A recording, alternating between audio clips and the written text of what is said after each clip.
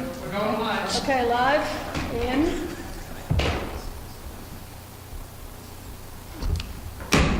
I'd like to call this meeting of the Narragansett Regional School District School Committee to order, and we'll start with the Pledge of Allegiance. I pledge allegiance to the flag of the United States of America and to the republic for which it stands, one nation, under God, indivisible, with liberty and justice for all. Well, good evening, everybody, and thank you for joining us tonight. I did want to announce that this meeting is being live streamed and also recorded, so you can watch this out on our Facebook page. There'll be a link, and you can also find this out on the district's YouTube page after the fact. First order of business is to approve the meeting minutes of August 17th. I would entertain a motion to approve the meeting minutes of August 17th as written. So moved. I have a motion by Heather. Do I have a second? Second. And a second, we'll give that to Jen. Any questions, comments, concerns, or need for adjustments to the minutes? Seeing none, all in favor? Aye. Opposed? Abstained? So that was unanimous. We next have bills and payroll.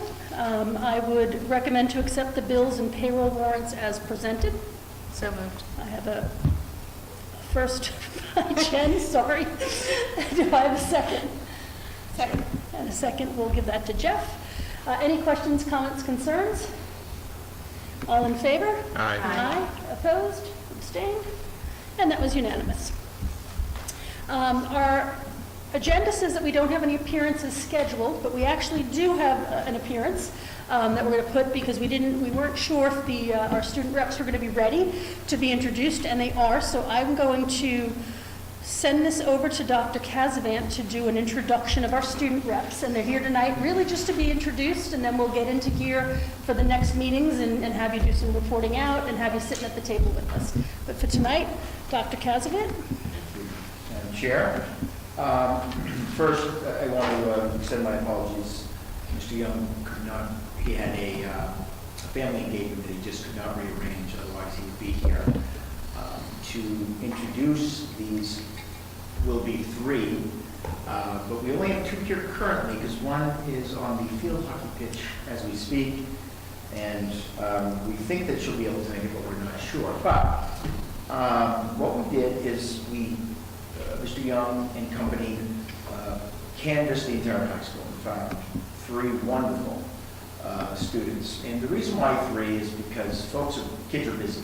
And there's a lot of competing interest to their schedule. So they amongst themselves will arrange their schedule here. So we will see one of the three, correct, during the school committee. It'll become like a little surprise. Every week will just be like a little surprise. So they wrote a very quick bio, and I'm going to read that if I might. First, I need to introduce you to Ms. Zia Hill. She is a senior at Narragansett. Thank God, because that's where we are. As she says, she is currently the senior class treasurer and has been involved in student council for 3 years. She's part of the Youth Tech Education Program for the elderly community, as well as the Common Ground Program. She has also volunteered for numerous volunteer opportunities throughout her high school career. Her favorite things about being part of this community is how supportive each student and teacher is of one another. Knowing your teachers are generally interested in helping you succeed and further your education makes Gansett such a supportive environment. Her career interests involves biochemistry, biotechnology, currently applying to Brown University, early decision, don't you know, which is her dream school. As a backup, Northeastern, for many of us, that was our dream school, so you know that, is second on my list due to their great undergrad programs for bio majors. During college, she plans on applying to the Department of Defense scholarship for the Office of Special Investigation, OSI, correct? Personal interest in running student reps is to immerse herself in more professional environments. Personal goals to strengthen her own communication, leadership skills for her future skills. Outside of her personal goals, change to help build and contribute to the community is immensely important to her. And then she ends with, this is incredibly significant to having a school environment where students feel comfortable to share their opinions and feel that their voices are being heard. Overall, She is truly appreciative to have the opportunity to be a voice for her senior class. I offer to you Ms. Hill. Okay, welcome. Welcome.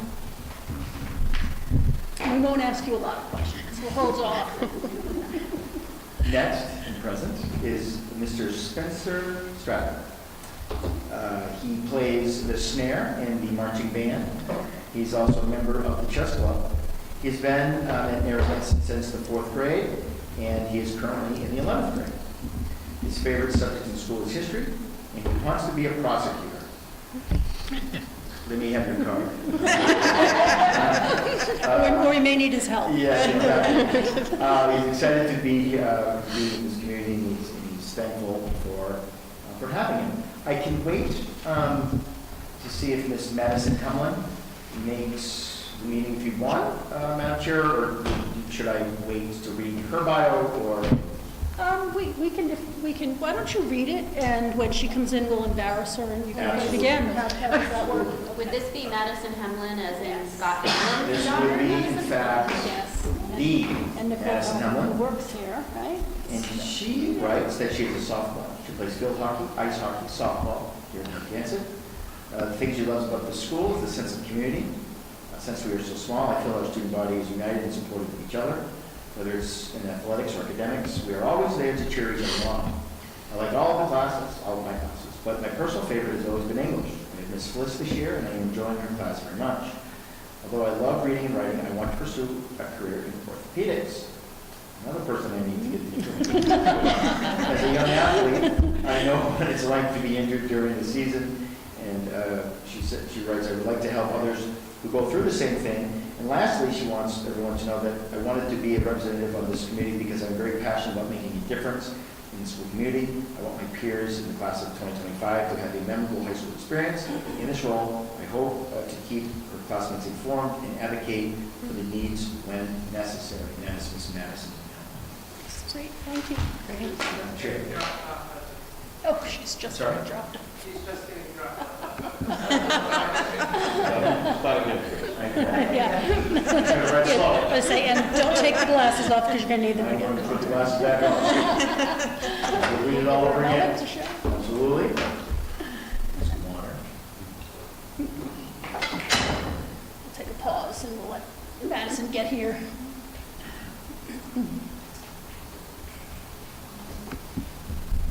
Jay, have you been to Brown? Have you visited Brown? Yeah. It's beautiful, isn't it? Yeah, it's perfect. You've talked to Mr. Scanlon? Yeah, I did mention it. Mm-hmm.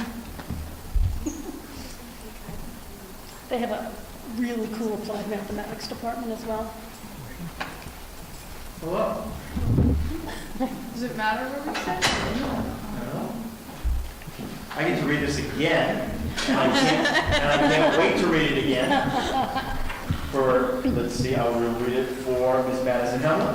Yeah. She is a sophomore, as we've learned, and she plays on the field hockey, ice hockey, and softball teams in Narragansett. One thing she loves about the school is the sense of community. Since we are so small, she writes that I feel that our student body is united and supportive of each other, whether it's in athletics or academics. We are always there to cheer each other on. I like all of my classes, but my personal favorite has always been English. I have Miss Fliss this year, and she's enjoying her class very much. Although she loves to read and write, she wants to pursue a career in orthopedics. As a young athlete, Madison certainly knows what it's like to be injured during the season. Would like to help others who go through the same thing. Lastly, she wants to be a representative of this community because she's very passionate about making a difference in the school community. She wants her peers in the class of 2025 to have a memorable high school experience. In this role, she hopes to keep her classmates informed and advocate for the needs when necessary. Madam Chair. Great, thank you. Well, welcome to the three of you, and we really appreciate you taking the time. We know how difficult it is for students to manage all of your extracurriculars, plus keep up your schoolwork, and then come and do this. So we appreciate the commitment that you're showing by being here tonight, and thank you in advance for what you'll do during the year. I just want to put out there, and I think I can speak for the whole committee, that we're here also as a resource for you. Reach out to any of us. We're all on email. You can certainly find us. Talk to Principal Young. He knows how to reach us. if you have questions. But we really want to try to be as interactive as we can with the student body. You know, we spend a lot of time with the administration, obviously. We spend a little bit of time with the teachers. But I think for me, the students have always been, you know, where that gap seems to be. And fortunately for me, as many of you probably know, my 2 kids just recently graduated, so I always felt I had a good relationship with the students through them, so that was nice. And now they're not here, so I want to be able to let you guys bring that to us and hear your voices and find out, you know, what concerns you may have that you want to bring to the table, or thoughts of different things, because your voices are very important, because we're all here for you. That's what this is about, you know, helping students succeed, and that means in everything. So we really appreciate your input and look forward to having you sitting at the table. As I said, for the next meeting, we'll have seats at the table here right with us as a non-voting member of the committee, but we want to hear your thoughts and your input. Anyone want to add anything? You'll find I always have a lot to say, by the way.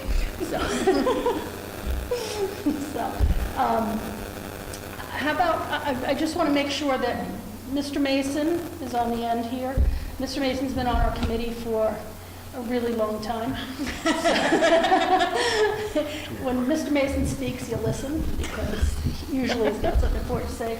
We have Ms. White and Clore, and I'm going to mispronounce it. Boucher Brunel. Boucher Brunel. I want to say Boucher, and I know that's not right. Boucher Brunel. And yeah, I'm going to blow her last name too. To pronounce it correctly, it will be Ms. Nemzora. Nemzora. Daisy's mom. I think you met her this week at Chess Club. Oh, yeah. And this is the easy one, Ms. Smith and Mr. Marks. And you can, I know for me, you can call me by my first name. I don't allow that in a lot of cases, but we're peers here, so please feel comfortable doing that. Did you guys, anyone have any questions? Do you guys want to say anything? We'd love to do that. Usually we love to hear about what's going on in the school. Often there's a disconnect with all the activities and everything going on, so we really look forward to you bringing that to us, plus, you know, whatever other information you want to share. So, great, thank you. Thank you. And thank you, Dr. Casimir, for doing a wonderful introduction. One, you know, you will, I'm under the understanding that between the 3 of you, you'll have a schedule. Will it be kind of on the spot, meaning depending on what's going on that week, or do you already have that figured out? You know what I'm saying? I know that you all have a lot of responsibilities, athletics may be changed or this or that, but do you have a general idea how it's going to work? Well, I can drive, and I'm not doing sports this year, so I'm available pretty much every week. Okay, same thing with me. Okay. Yeah, what we like to do is if, you know, if you can get us a report in advance, so as you write down, and here's the nice thing, Ms. Varney can provide you with some things from the past that kind of will showcase for you things that are shared with us, but we want you to put your own spin on that as well, but at least it'll give you a starting point.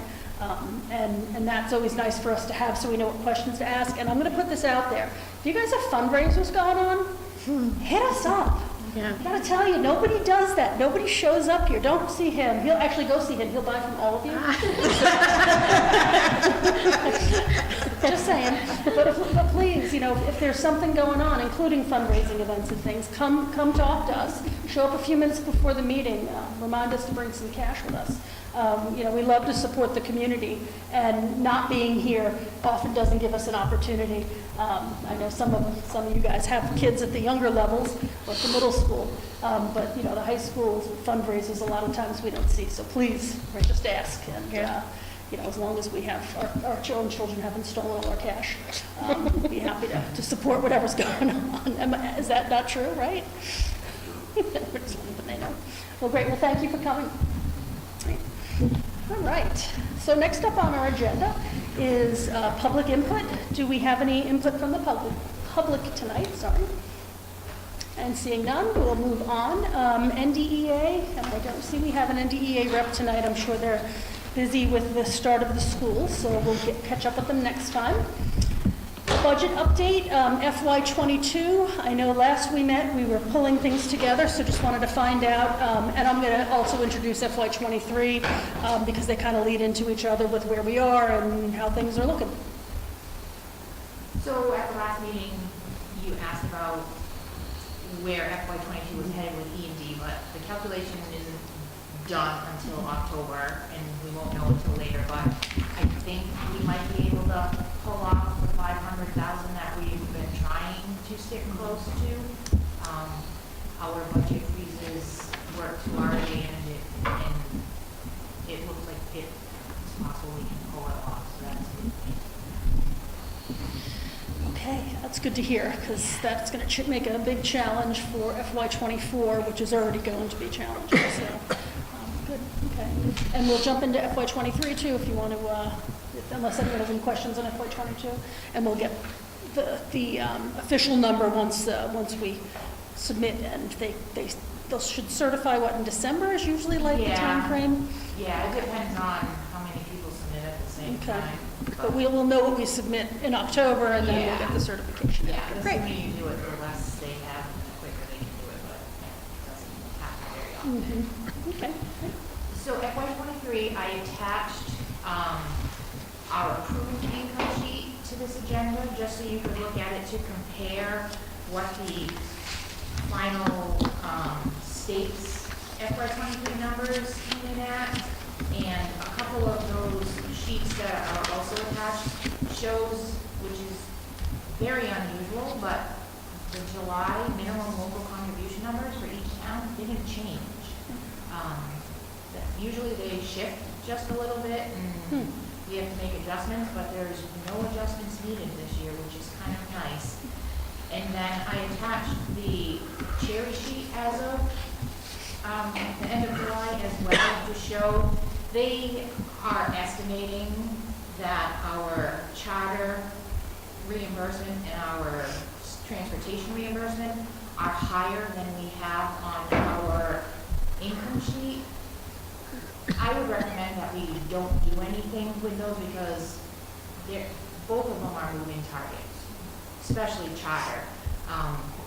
Transportation, if it does come in as this predicted higher number, we can just put it in the regional revolving account that we have so that we can use it for the following year. But like I said, those are both estimates, and charter especially is a very moving target estimate. Yeah, and I think for the regional transportation, what's going to be key is if the E&D number comes up a little short, this might help offset if we do get more. I mean, I know these numbers are, it's like a juggling act, so. Yeah, and I mean, I think they chose 80% for their calculation for their transportation. If for some reason it comes and they go lower than that it's not guaranteed. So, I mean, it's not a huge difference from what we had estimated. That's why I would just recommend that if it does come in higher, we put that difference from what we budgeted into the revolving account so that it can be used to offset the following year. Yeah, I mean, I'm just looking, so relative, we're talking to and another, like a little over $20,000. It's not like we're talking we have an extra 100,000, that's 20,000, it's, yeah. Okay. Anyone have any questions on FY '23? I know it's a little early for, where we are yet since we just started, but anybody have any questions on FY '23? And I know a lot of this, especially for our new members, is probably a little bit Greek. If you're not familiar with the finance piece, but you'll get used to a lot of these terms, and as I said, hopefully we can bring someone in to do a little bit of training and learning the vernacular at least, because if there's not an acronym or a short, like Chapter 70, like if everybody thinks, no, it's just Chapter 70 in the law book. You just open the law book to Chapter 70, right? But it's like this mystery of what is Chapter 70? Like, so, hopefully we can do that and everybody can get a better understanding of what some of these terms and the numbers mean and how they work together. Thank you. All right, and that throws us into the business manager's report. So I'm just going to spend a couple minutes here just kind of going over these reports just because we have so many new. Two of them are pertaining to our general fund, which is our fund where the taxpayers vote on that budget. There's another report that is all of the grants that we get from the Department of Ed. Some of them are private and come from other sources, but that lists all the ones that we have. And then the third one is the revolving accounts, which all of those are the accounts, like cafeteria, for example. That is where our reimbursement from the state comes for our meals. But all of those revolving accounts, all of the monies in those are slated for specific purposes. So it's not like we can take it out and use it for something else. It's like cafeteria reimbursement is to buy food, to keep feeding kids. So they revolve. The money comes in and they go out for the same expenses. And I think the other key point with the revolving account is that at the end of the year, unlike the general budget, you're done. And then you start over. These ones just revolve year after year, and you continue to use them for the Right, it purpose. carries forward. So the biggest one is that general fund report, and there's two reports on that. One of them is kind of a line by line, and then the second report is just, if you want a quick glance to see the overall budget, it's just subtotals. But the only thing I want to point out on this is, I mean, this is August, so you don't see a lot of activity. When you look at this one compared to when I give you the September one next month, you're going to see a lot of difference. Like a lot of the supplies are paid in September, so you see a lot more expenses. Plus, you're going to see all of the salaries are encumbered by next, when you look at the next report, because all of that happens in September. So we take and encumber as much as we can and then just draw off of it each month. So it kind of gives us a overall, like, what's left on the bottom line, and that's how we judge, like, oh, do we need to put a budget freeze on? Are we good? Are we bad? Or whatever. So that's kind of how we gauge that. Like I said, the second one that is shorter is just the subtotals, which is just, one feeds the other, but if you just want a quick glance, the subtotals will do that for you. I just want to go over the grant report, because this year, because of the ESSER funds, we have a lot of that money that's rolling over. Most of the time, very little of our grant money rolls into the next. All federal money can roll from one year to the next for like 2 years. Normally, we don't have that luxury to have any left over, but ESSER, when we got that money last year, we strategically made sure that we would have some to fund the services for this year as well. So you will see ESSER 2 and 3, that is where we are. That was last year is where we ended. Now we're going to continue spending that money this year until it's gone. And it's covering, like that money is covering all of the extra 5 teachers for each grade we have up at Templeton. It's covering a few other things. That IDEA extra ARP, that was extra special ed money that we got last year. It's kind of like an ESSER again, but it was geared specifically for SPED services.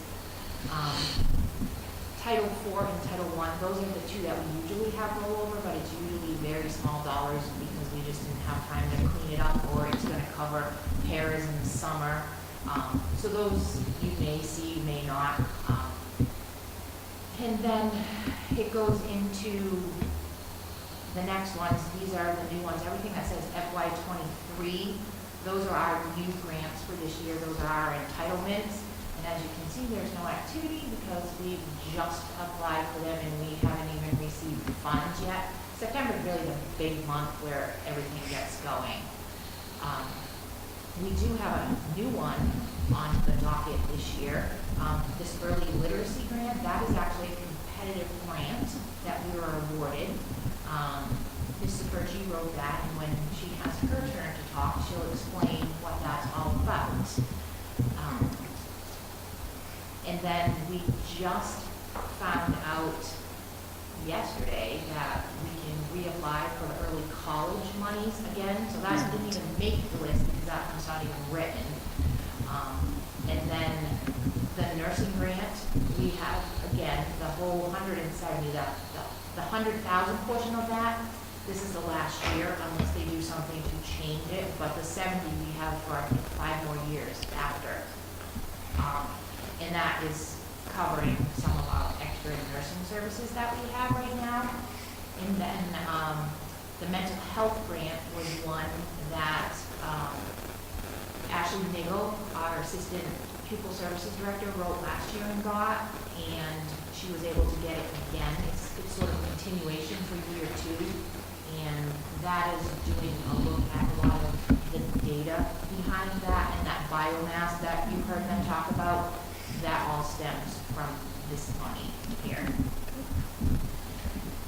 So that's a lot. Yeah. And we'll just touch quickly upon the revolving accounts. Like I said, they go from one year to the next, and you can see them. They don't change. You'll just see the dollar amounts change.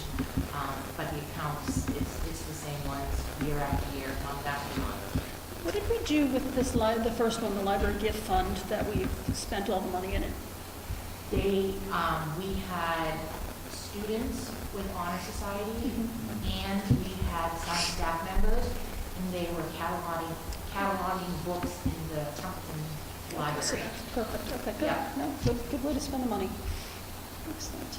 So I just want to add something about these ESSER funds, just because there's been a lot in the news about ESSER funds and how schools aren't spending the money, and it was so ridiculous that we gave them all this money and they're not spending it. And I just want to point out the fact that that's not the case. There's a lot of misinformation about the ESSER funds, and it was interesting. I was reading the minutes from the BESI meeting, the Board of Education meeting, was it yesterday, Tuesday, right?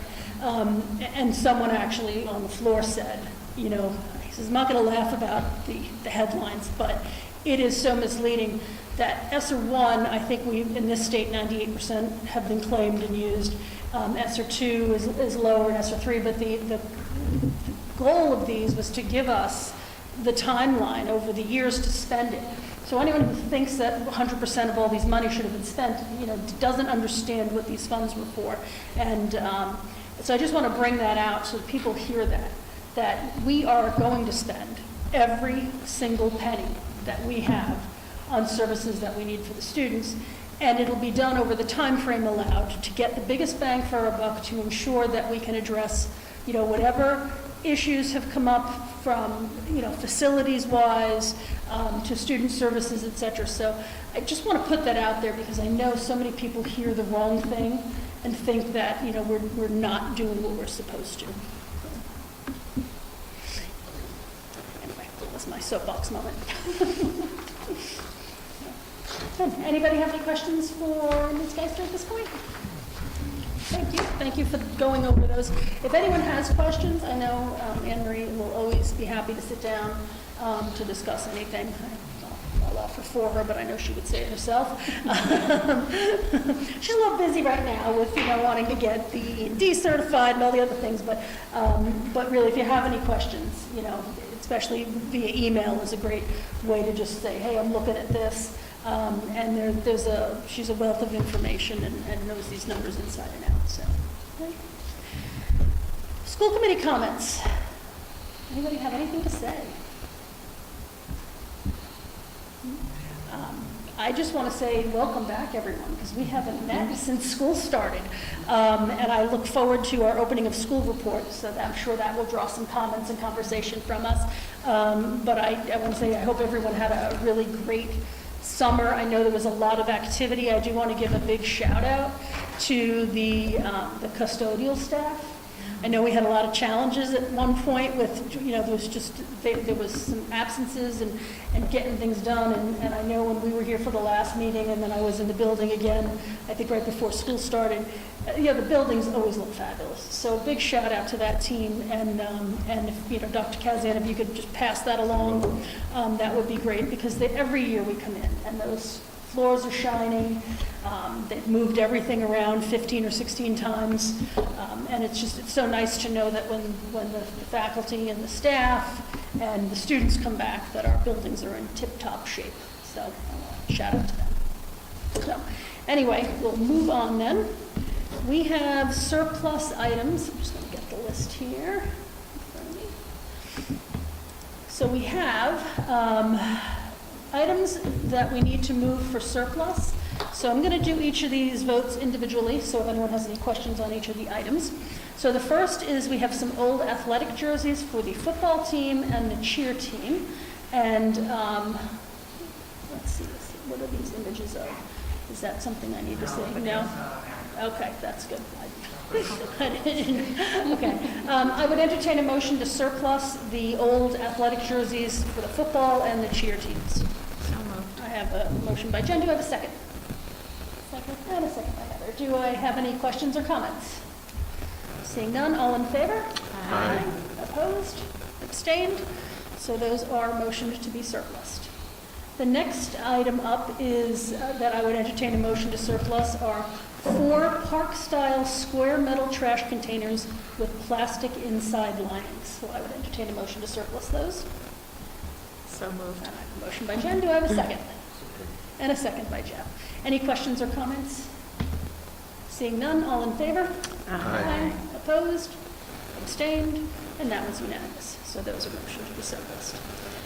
Then, next up, we have a Denford Micromill Science Lab micromilling tool. I would entertain a motion to surplus that Denford micromill. So moved.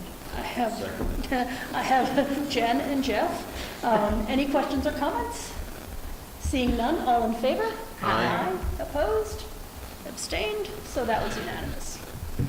Next up, we have an NSS Sidewinder manual floor sweeper. I would entertain a motion to surplus the NSS Sidewinder manual floor sweeper. So.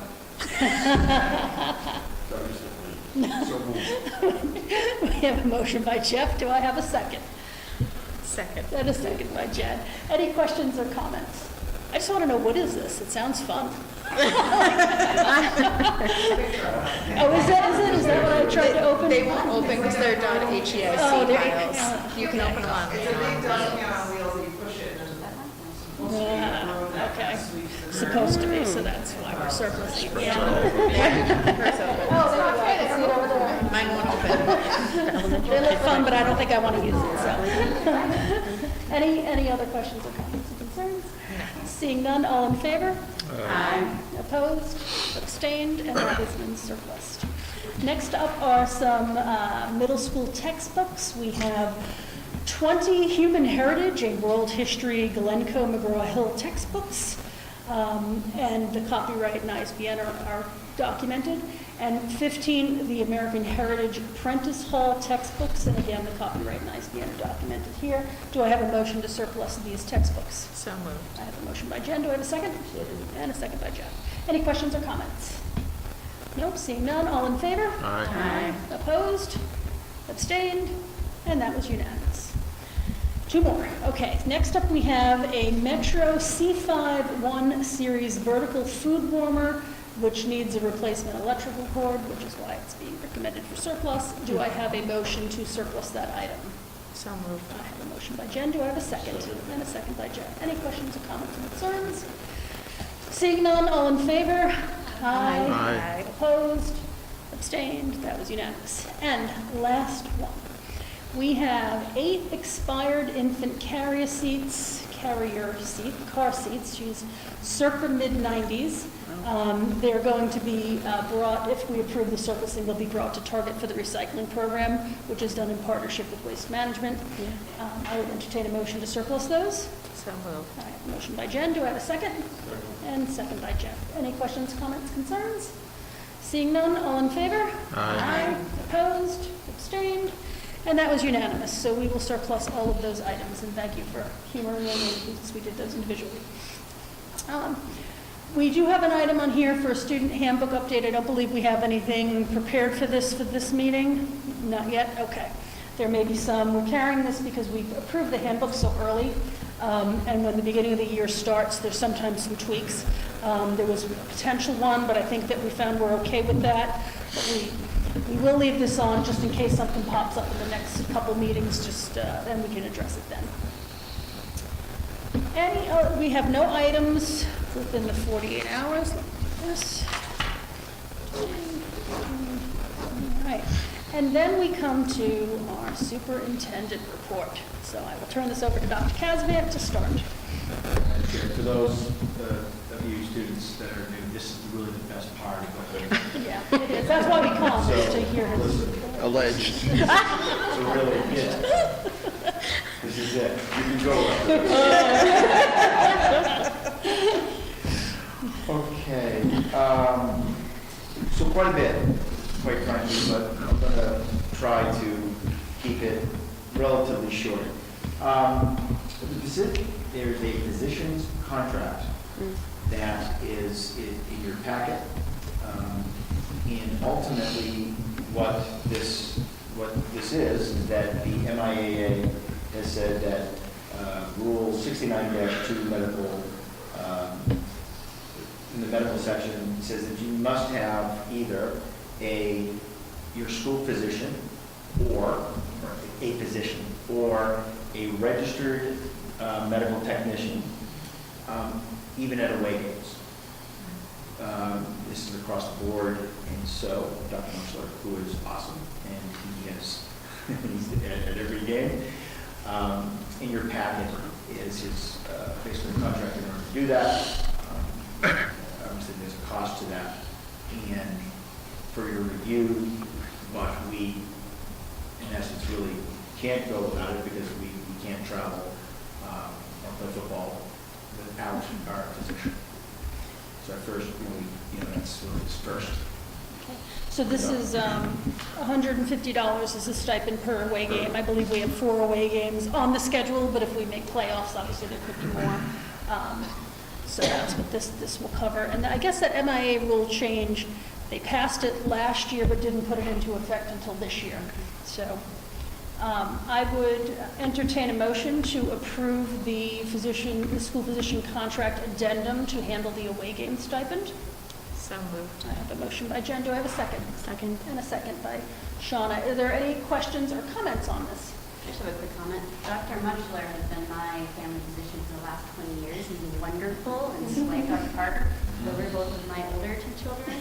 So I am thrilled to see that he will be really He's For Dr. Parker is our the district's physician. That's wonderful. We're very Wonderful people. Yeah, we have a really great team. And Dr. Muchler, just had my son playing football and seeing what he does on the sidelines. You couldn't ask for a better guy to be out there, a better resource for us to have. So it's great. All right. Can I just ask, Sure. is it changing a lot year to year? The numbers, the contract, the costs? This is the first time that we've had this. So we're multiple years. We've never had to date. Add it to the away games? Never had. No, you always use the team you're visiting, you use their doctor, but I guess Okay. with the risk of too many injuries, if the medical staff's taking care of one person and something else happens, which I guess has been happening more and more often, they really felt that having more representation from both teams would make the difference.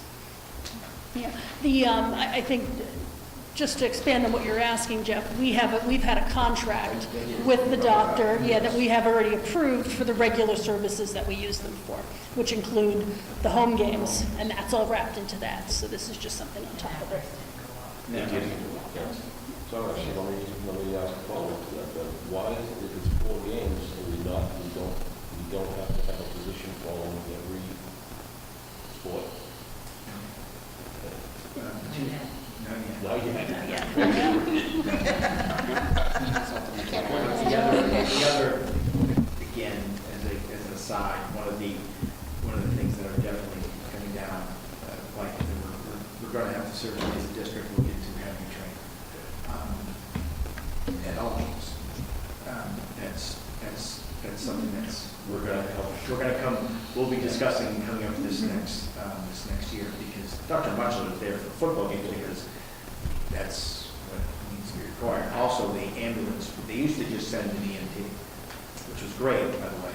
But now, because of staffing, et cetera, they send the ambulance. So if you've been to a game, normally you'd see the EMT, but now what you will see is the ambulance is actually there as well. I think there's a lot to come next year or so. You'll use more vessels.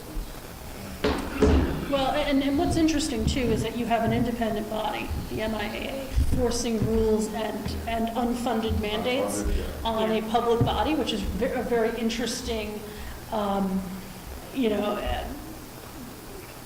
just scenario, I guess, is the best word I can come up with. So, yeah, I think we are headed for much more attention to the medical practice around all of our athletics. And, we've been fortunate, we've had, we've had people, and we're such a tight community. There's always been someone around that's not on the payroll, that's at the, so, but we've really got to get better at that, and it's going to be mandated, I feel, sooner rather than later. So, yeah. So we had a motion and a second. Any more questions or comments? I just had a quick question. Is this the average price range for the stipend? Like, I know you said it's across the board, so across the state, just kind of, It's really individual. okay.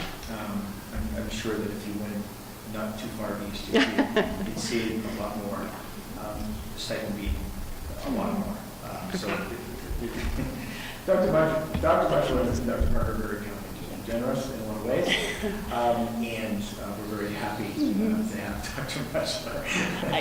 It's interesting. I was thinking of that 150, and you're going to travel back and forth. It's Right. at least an hour. You got 2 hours at least at the game, and they're getting there early. Like this, and it's new, so where the benchmark is. But Yeah. this is, It's certainly not his hourly rate. Yeah. I'm quite sure. So we're thankful. I'm just going to throw it out there, not Yeah. Okay. This is a cheap house call. yes, yes. Very good question. All right. Anything else? Okay. All in favor, say aye. Aye. Opposed? Abstained? So that's been approved unanimously, and we can send that over to Dr. Munchler for whoever needs to sign it on their end from the Cornerstone Family Medicine, and we can get that in place. So thank you for getting that taken care of. And next, I'll let you go through your order of things, because you got a lot of them.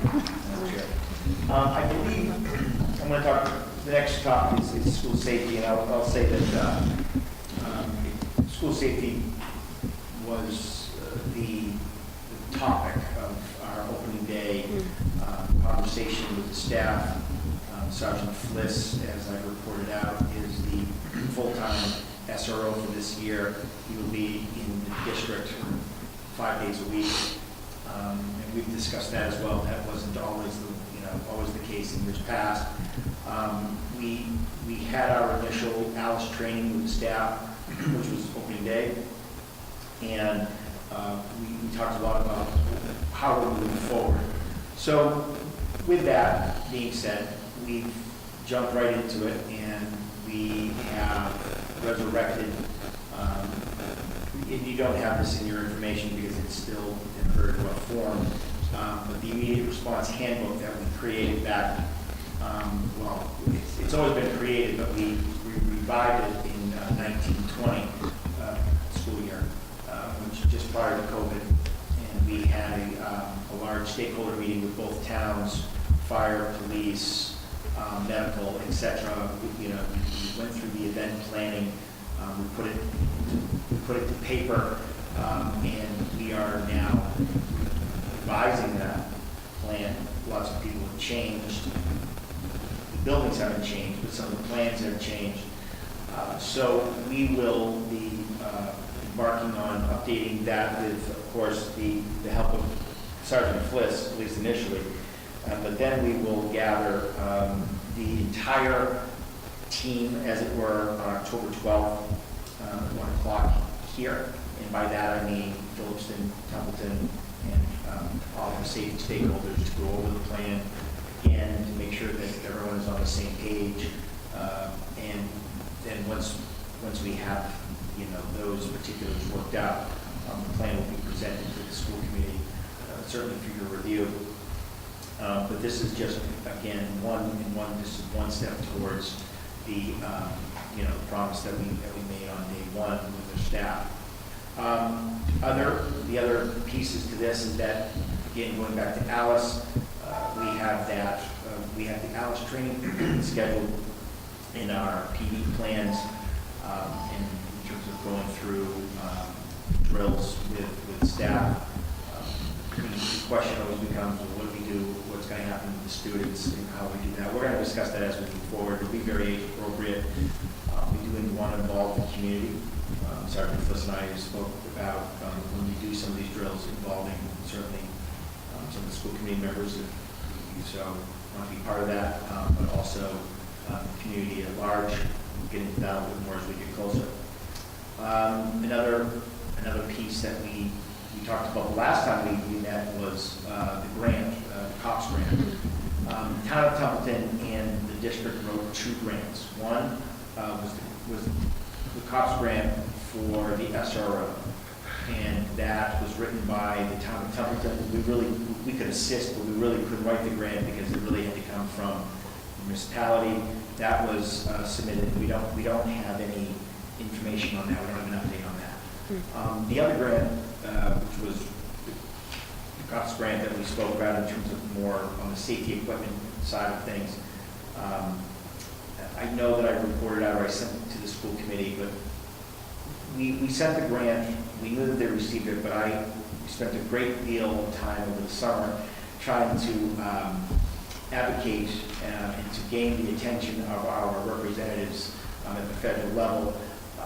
And quite frankly, I wasn't sure that we were ever going to get through, but persistence pays off, and I've sent along a letter that has been co-signed by Senator Markey, Senator Warren, and Congressman McGovern, who actually it was Senator Markey's office that took the lead on this, but all 3 signed on. They sent a letter in support of our grant to the DOJ, the Department of Justice, which the grant is housed. And then we received basically a letter, a form letter, but to Senator Markey from DOJ that says, we have received your letter of support, and as you know, we do all these wonderful things.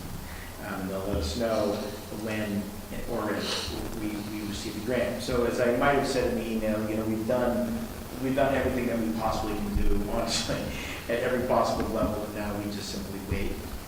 But we were pretty excited to, receive the word back that they at least acknowledged, well, first off, a letter of endorsement for the grant, but also the letter from the DOJ, stating that they had received Senator Markey's letter from Senator Warren and Congressman McGovern, and they'll let us know. We're supposed to know. At first, it was in September that we were supposed to find out, and then it turned to the fall. So we wait. So fall technically starts tomorrow, Well, today? fall Today? starts Is it today? It's today. Is it today? Today. Fall started So, today. 5 o'clock on. Now they're on the clock, so to speak. So we wait. So we've certainly in the month of school, that in the IDs, we talked a lot about badges, and if you've had the opportunity to be in the buildings at all, you will see every staff member with a badge. Not everyone has a picture yet, because picture day was just last week. Got our pictures taken, and that'll happen over the next couple of times. There's retakes and there's those type of things. So between all this, not at the elementary yet. The elementary comes at the end of the year, end of the month, pardon me, I believe, I have to check my calendar. But the middle and high school was just last week. So everyone will have a staff picture. But even if staff come or go, we have the staff picture. We have a staff badge, and we've done a lot of work with that. So quite frankly, what I hope to do is I may not have a lot to offer out on the school safety side of things, but hopefully this will be a monthly update, and I'll have something to share one way or another as we move forward. Continuing to assess and keep the buildings safe. And so and people have been very, very responsive to it, appreciative, and doors being left open and those type of things. People are policing themselves, and that's exactly how it should be. But so far, so good. Any questions before I move on, before I go on to? No, just thank you for the persistence in reaching out to our representatives. I don't know what, if it will ultimately be what sways anybody, but I think getting our name on their radar can't hurt, especially as we move forward and look for additional funding for things that make grants available. So thank you for your persistence. Next, opening of school report. We had a great opening. I can say that. I think it's been almost, have we done the school month? About a month? So Usually I wait until about the end of September before I say such things. But we've had a very smooth opening. What I'm going to really transition into our school enrollment. Yeah. You know, been doing this job, I guess unfortunately say I've been doing this job a long time. And I don't know that I've seen 100 or so. Again, when you net out numbers, sometimes they don't look as impressive as they really are. But when we look at our enrollment, we had, and again, it won't be official until October 1. So everything I say honestly is not really yet, right? So we get October 1, but we had close to 100 residents. 100 residents. I have to add the category of school choice, of homeschool. 25 homeschoolers came back, roughly give or take, over a year. And I know I don't normally subgroups like that, but that was a significant amount of students who came back. Well, of course, are residents, but then they're residents, period. But now they're on rolls in terms of how we do Chapter 70 and all those type of things. So, you know, right now, as of today, okay, we have 1,501 students.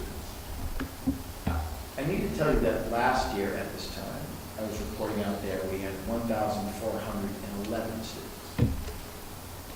So we're a small district. When you have a plus or minus an enrollment of 90 kids, ultimately, that is incredibly impactful. And it has impacted us in some areas which, you know, which are interesting, because I don't know that we would have thought this, you know, you don't know until you know. But some rough numbers that I shared, I think, this a couple of weeks ago. But the enrollment right now is around 90 kids. Okay, the district total resident increase is 95. What was some of the criticisms back was you're taking too many school choice kids out. You're taking up seats from residents, Chris. You're just, you know, so we actually have fewer school choice in this district than we've had in a long time. Again, albeit a very minimal of 5 kids, but we watched that number so closely that we tried to, as if you remember, we replace only what we have, that we know for certain are leaving, and those are generally seniors, right? So seniors who are school choice, let's say they were 15, we tried to replace just the 15, and then some 8th graders that we know are going to go, and maybe school choice here already, or might take, etc. So we watched those numbers very closely. We haven't taken a student as a school choice, a student at the elementary in over 2 years, and oddly enough, I won't mention her name, but I met the last child that I accepted into school choice today at the elementary school. It's just kind of funny for me, and because I'm on. But it was it was fun. And we had, she's a 2nd grader, and she had no idea what I was talking about. But I still celebrate her anyway, because it's important to celebrate anything. So we haven't taken any students in, you know. So when you go, well, there's only 25 school choice students, folks, at the elementary. 25 out of 651, 650. Pardon me, 27 school choice students out of 650 students. Okay, that's only 4%. So, like, what am I saying? So, I'm saying this: when October 1 happens and these numbers lock in, we're going to talk numbers. We're going to talk a lot. I can tell you right now that we are, in fact, overpopulated in the high school. We have some classes at 30, 32, 29, 20, you know, a lot. We're trying to make some adjustments. It's hard to make adjustments when you're already in a budget year, quite frankly. And at the elementary, we are not, right? So right now, we are maintaining with the 5 teachers per grade, which really don't exist, because 5 of them are paid for by ESSER funds, so they go away. They are not in the general fund.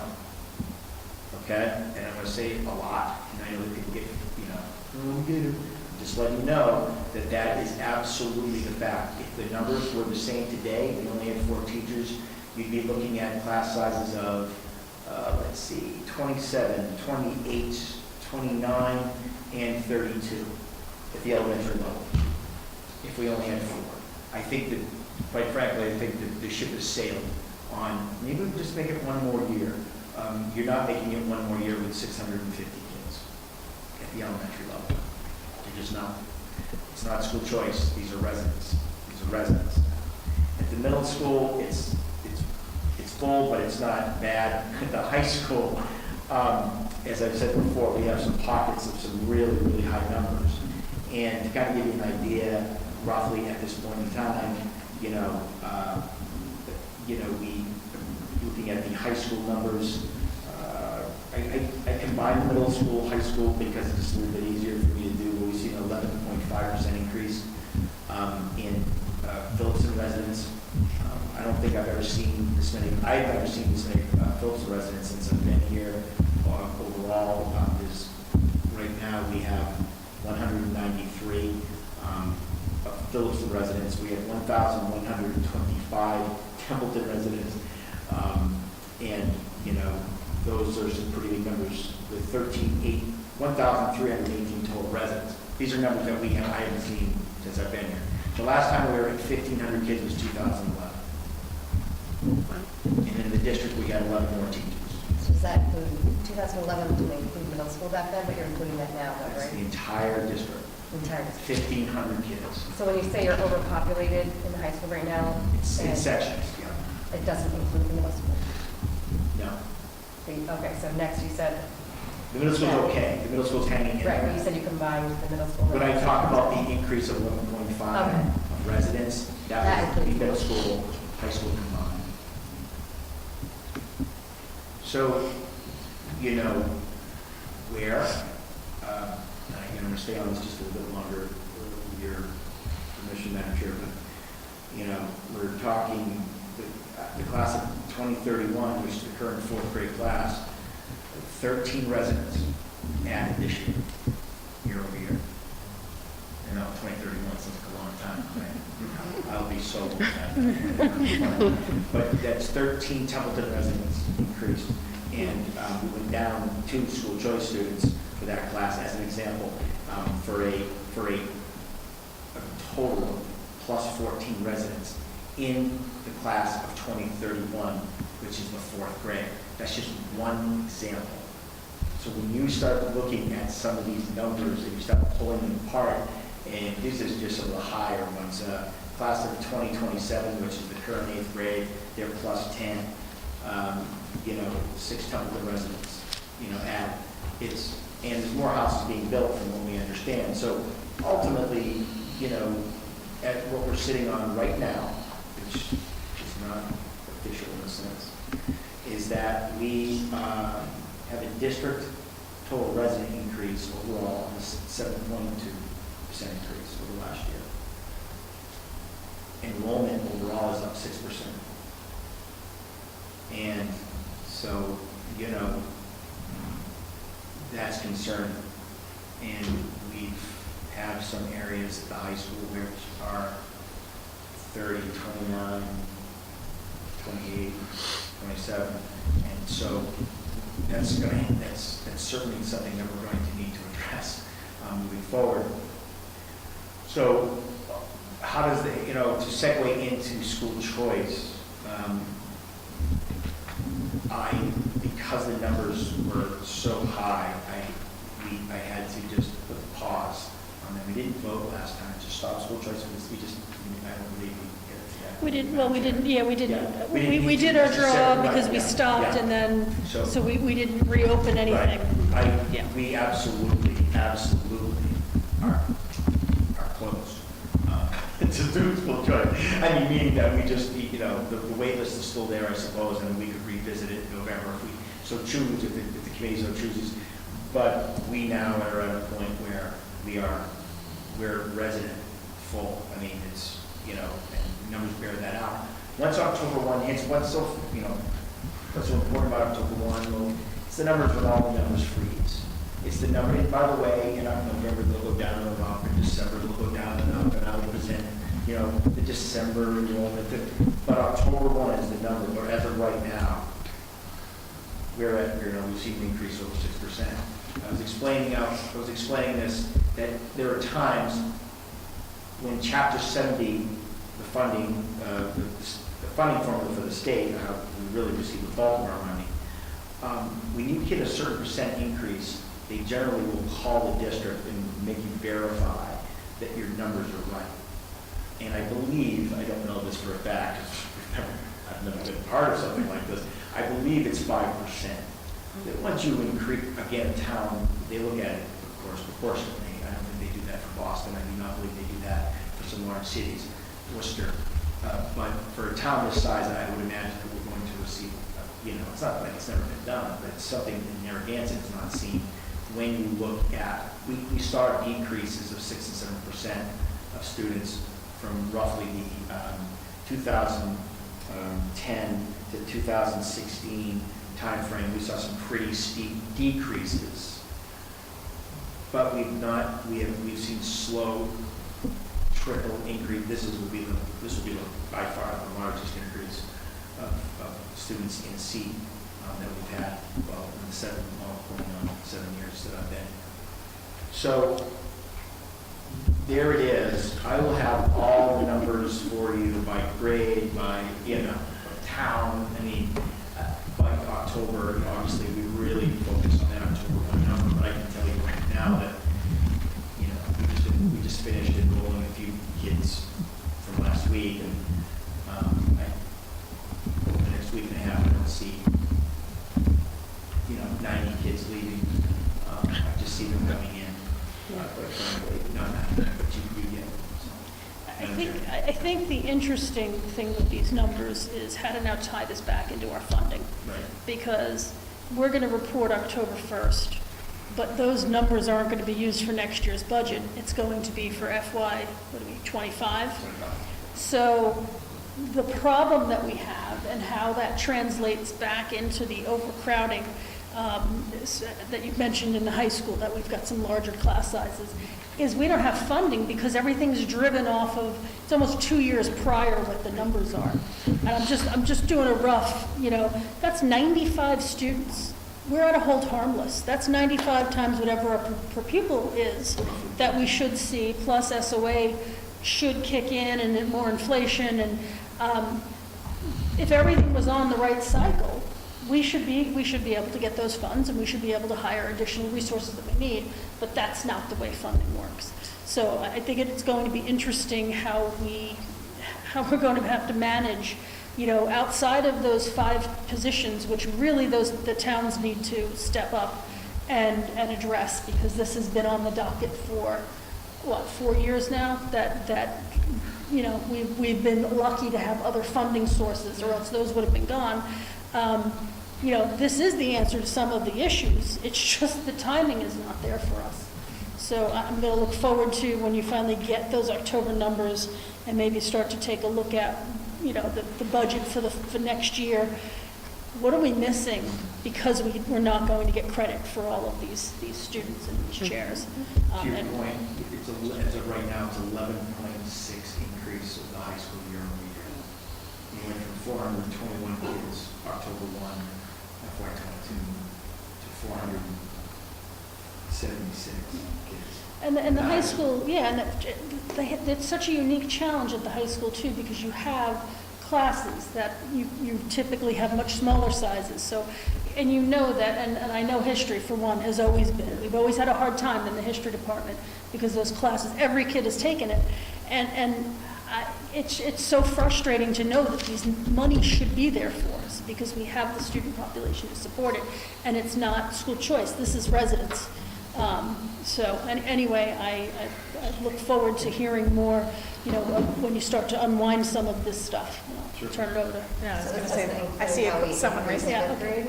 We increased Cal at 5th grade. Is 5th grade not, now that it's part of middle school? I know how you said that you kind of wrap middle school in with high school a little bit, so Is that being included when we talk about Middle this? school, no, not in that number. Middle school has increased 3% year over year. Okay. 350 kids to 361 kids. Okay, and that includes adding fifth grade? It's when we 5, 6, previously 7, didn't. grades 5, 6, 7. Okay. Yep. Yeah, And no, middle school, good, of yeah, course. good question to kind of categorize, because we did change that not that long ago, and middle Right. school is 5, 6, 7, and high school is 8 through 12, so, I yeah. was just curious. Yeah, if that was no, being that's a very included good at all. question to Okay. clarify for people. The elementary increased, by the way, just 5%. And I'm going to throw it out there, because we have to start thinking about 650 students in a building with 2 administrators. That is insane. Right. And we need to look at what we have to do and how we're going to fund those things. So we have a lot of challenges in the So very. this was like we thought before the school, right? Like, I mean, obviously COVID brought in some extra challenges, but before we knew when we were planning school, the new school, that there would, we planned a certain number of Yeah, children. it's not a space issue. There is actually plenty of space over there. Right, but I feel like when we planned the space, we didn't. So space is not, it's, The whole big- we've got the classrooms. Right, We're not right, going to have, we're not going to I have the resources to fill, That's put what the I mean, teaching this in there. wasn't taken into consideration, is what I'm trying to clarify. Like, the So. resources weren't taken into consideration. So it when we planned the was, space. but then the towns voted our budget down. So Right. we did take it into consideration, but when the towns don't And then support your they- budget, And then we then put you, space and all of that just Exactly. collaborated at once and created because a mess. again, the Okay. towns didn't support the All right, budget that we yeah. presented, and then we were forced to make these choices. Okay. And, I'm sure I understand. yeah, yes, nope.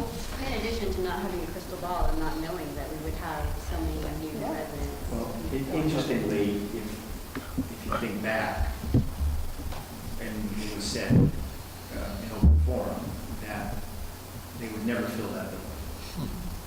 They would never fill that building, that it would be empty, and that was a waste of money, I remember this, and I'm like, I don't know, because I was new, and honestly, quite frankly, but even then, though, we started to see houses being built. We didn't think it was going to be this, right? We didn't think it was going to be something like 651 kids. Again, the numbers right now are good. You're talking, 21, 19, 22, 23, and that fourth grade. Our school choice numbers haven't really changed much. They've gone way down. Going way down. If you look, we That's have, what- we yeah, have that's what I 0 thought school was choice before. kids in, what is it, kindergarten, and 0 in First grade grade. 1. And the increase in homeschooling also played into that, so. Yeah, and then we have those, a lot of the homeschool students, I think you said, what, 25 of them have come back, so it's like a whole bunch of things happening. Well, I meant previously, compared to previously. Yes.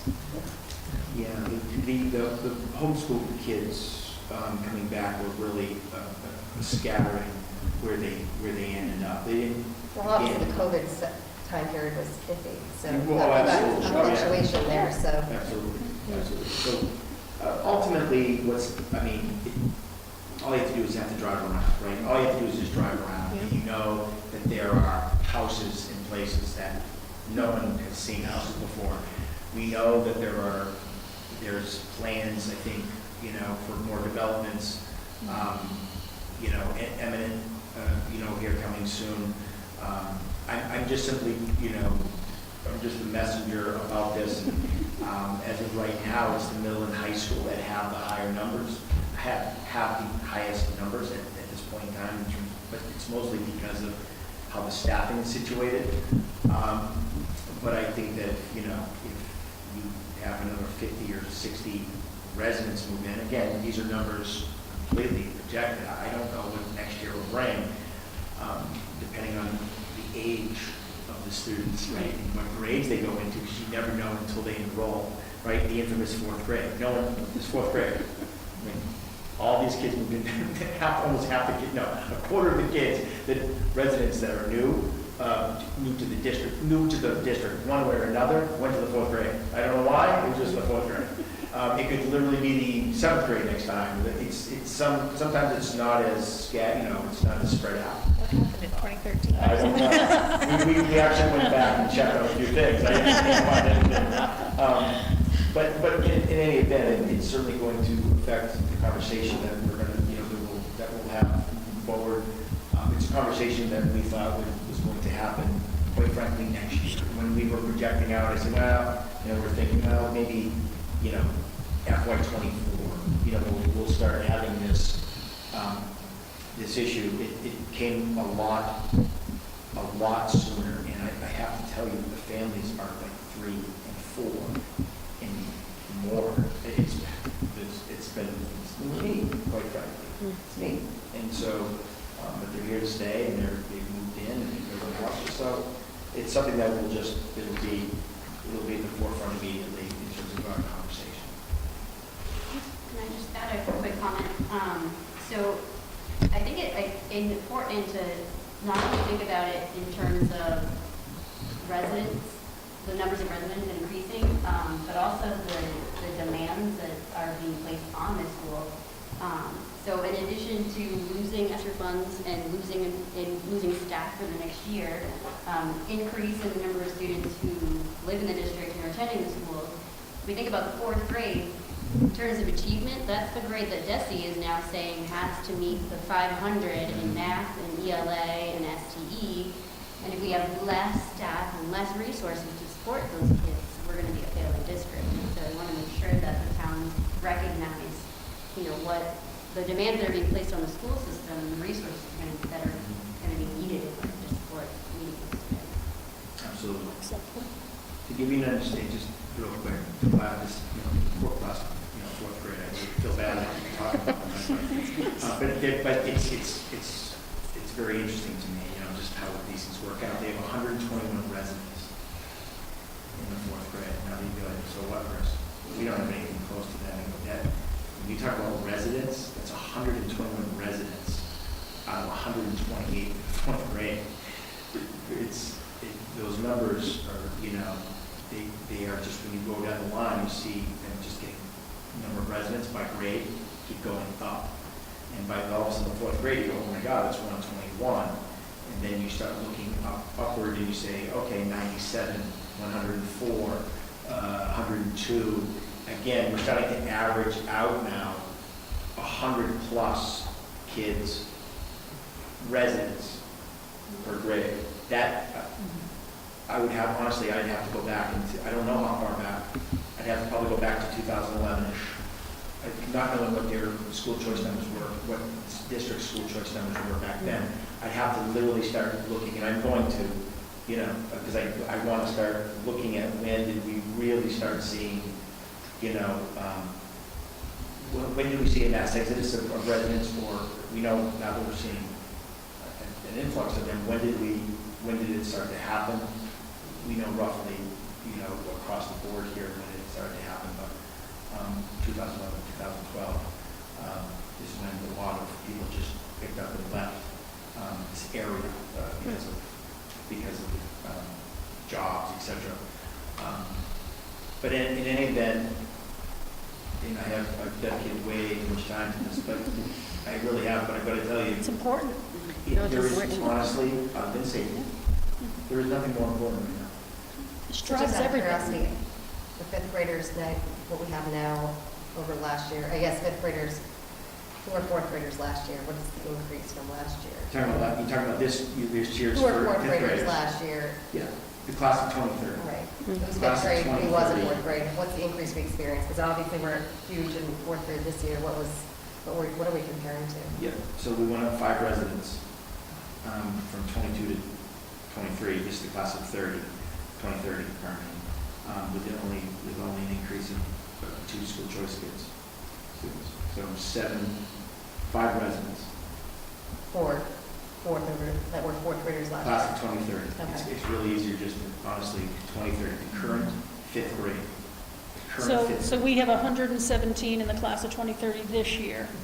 Last 2030, year, 20 yes, 100, last year's 100. class of 130, of 2030 was, I don't know if it's easy enough for you to, Yeah, no, Yep, the district total for the, class of 2030, yeah, in 4th was grade was 110. 110, and now it's 117, so 117. we've gone up 7 Yeah, students. so- Okay. Yes, it is. And normally, I think, if I remember correctly, that in middle school, we try to keep it less than 125 is kind of that mark, and if we can keep it a little lower, that's Yeah. good, because we do have 5 resources teachers, Yes. five teachers.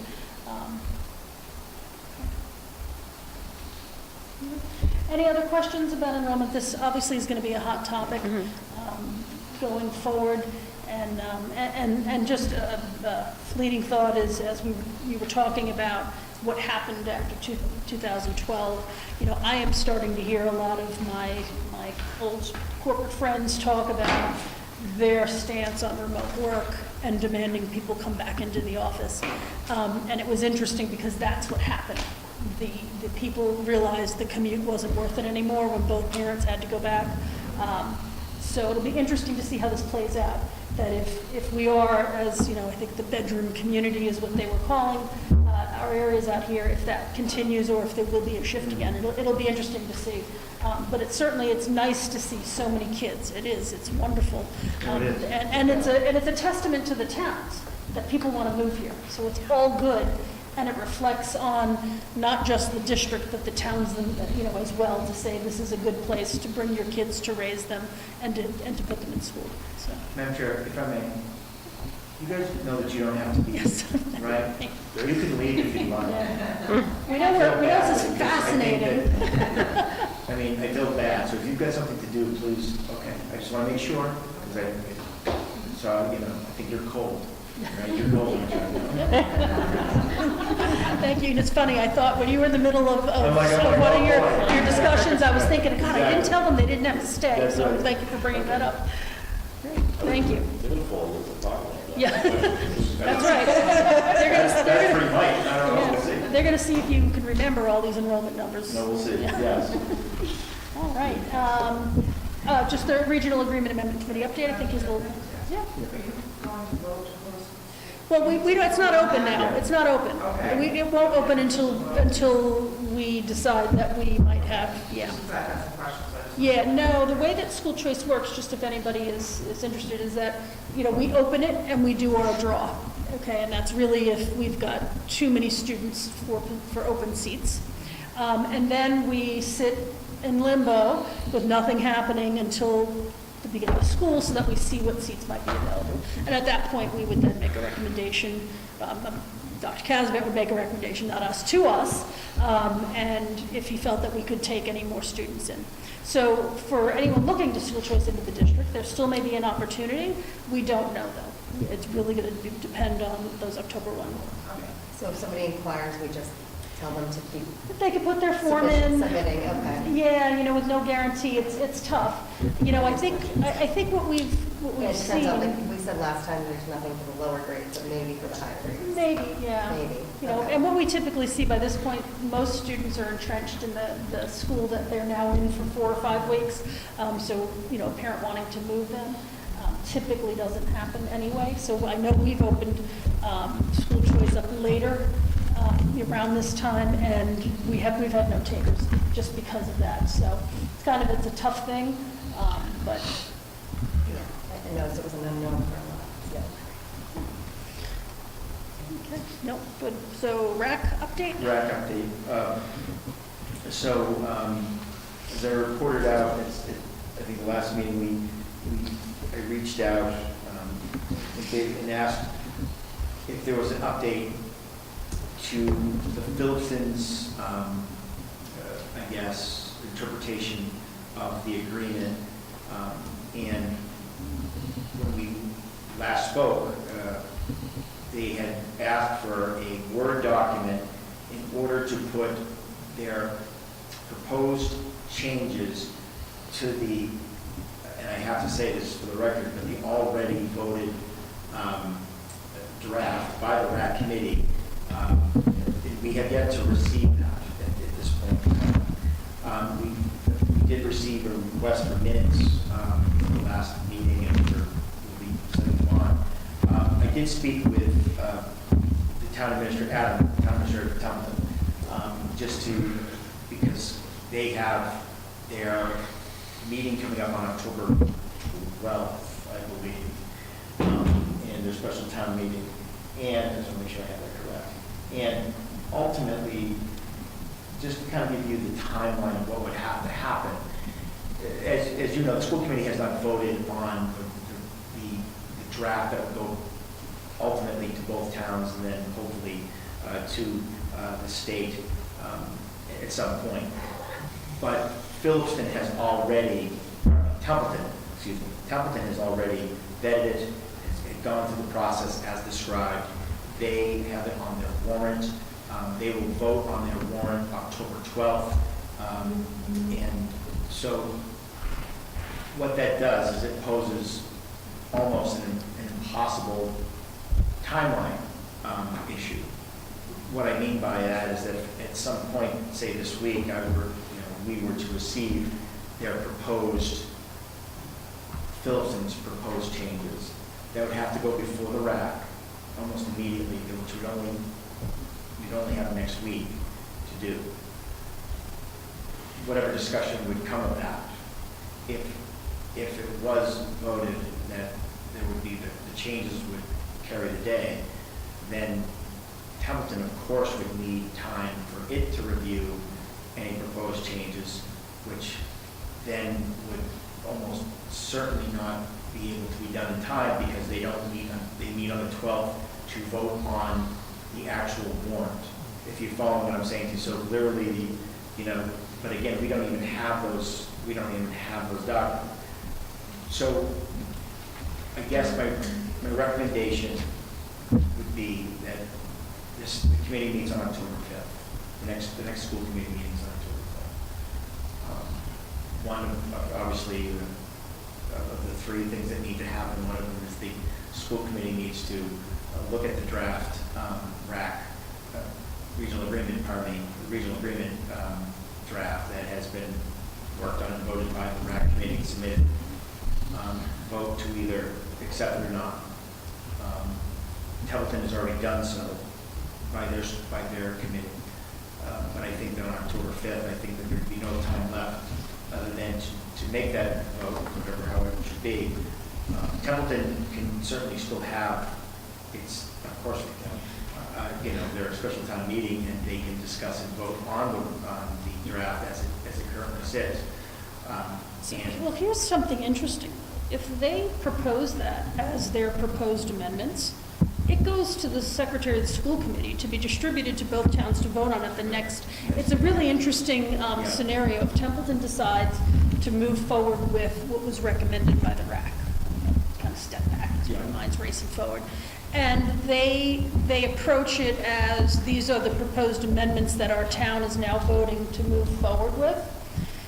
The process is any of the two towns or the school committee can make recommendations to change the agreement. So Templeton would be doing that by virtue of their town meeting, voting for that. Then they would, as the current regional agreement states, send it to the secretary of the school committee, which happens to be Dr. Casavan, and his responsibility, once he receives it, is to then send it back to our member towns, of course we only have two, so that they can include the official vote on their next warrant. So it would kind of force Phillipston's hand to vote on those particular amendments. At that time, at their next meeting, regardless of the other changes they want. It's a very interesting situation that we have come upon with if Templeton decides to move forward. And they've put a lot of work into it. So if they do, I couldn't fault them for doing so. So really, truthfully, we've talked with the town administrator in Phillipston via, we've answered any questions, we've passed along every bit of information. So that is my update.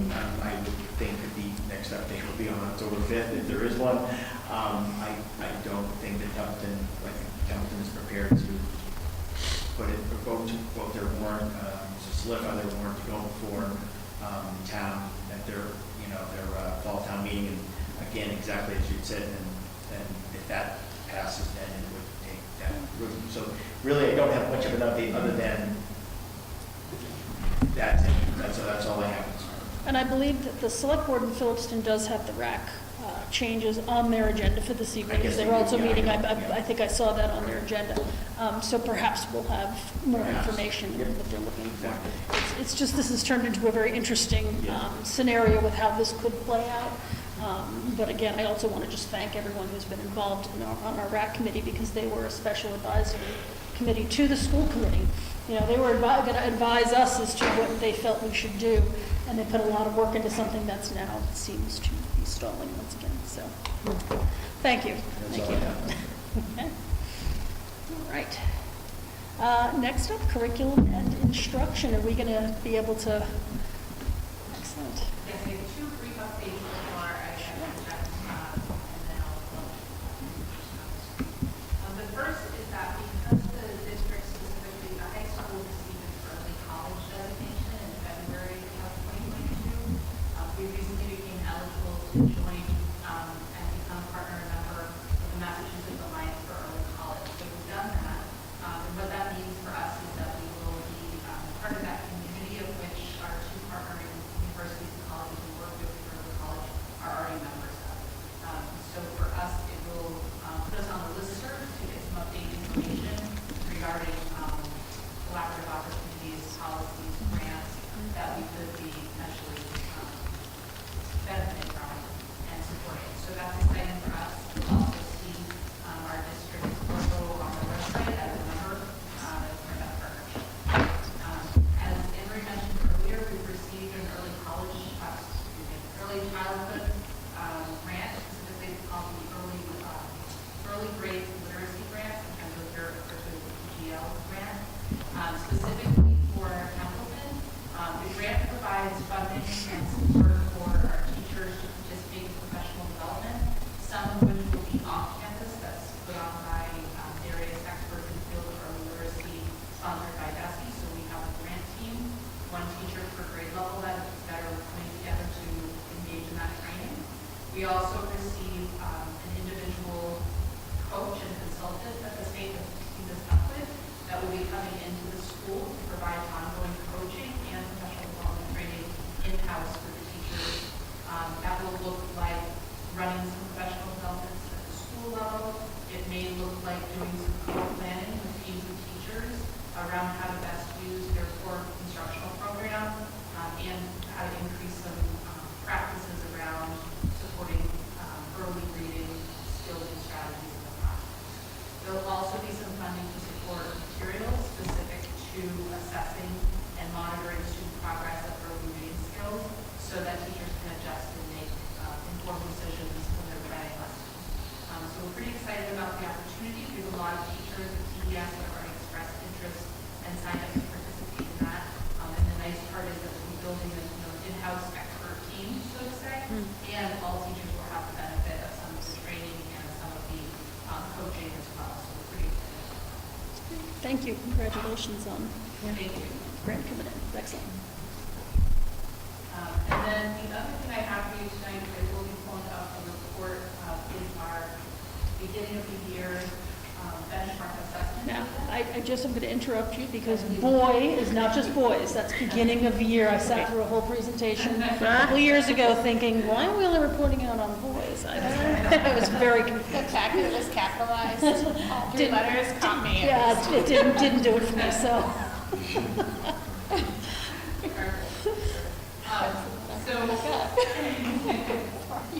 Thank you.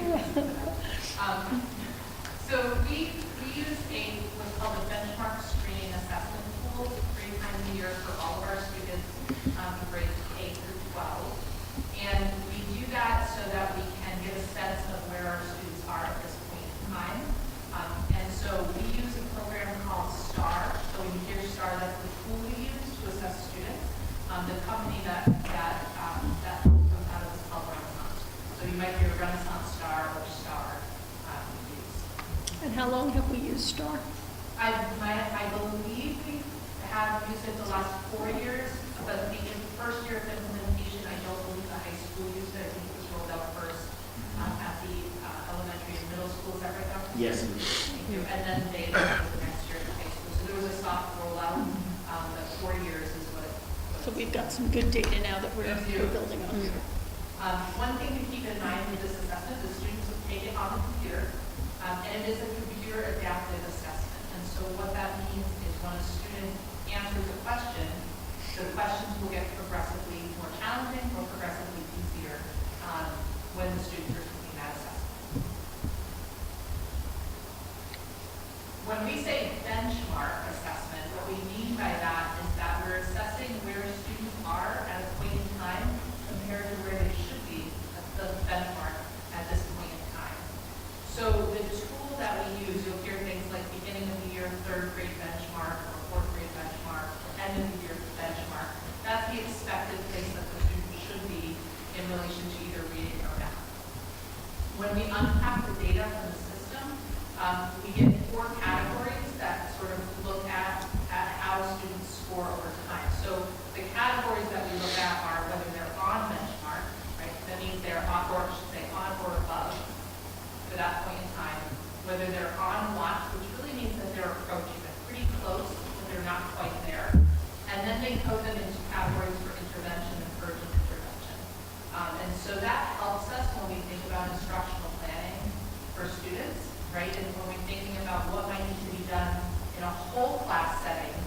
versus additional support for a small group of students versus support for individual students. And so that's something that we see quite a bit, and we talk about quite a bit when we're unpacking the data.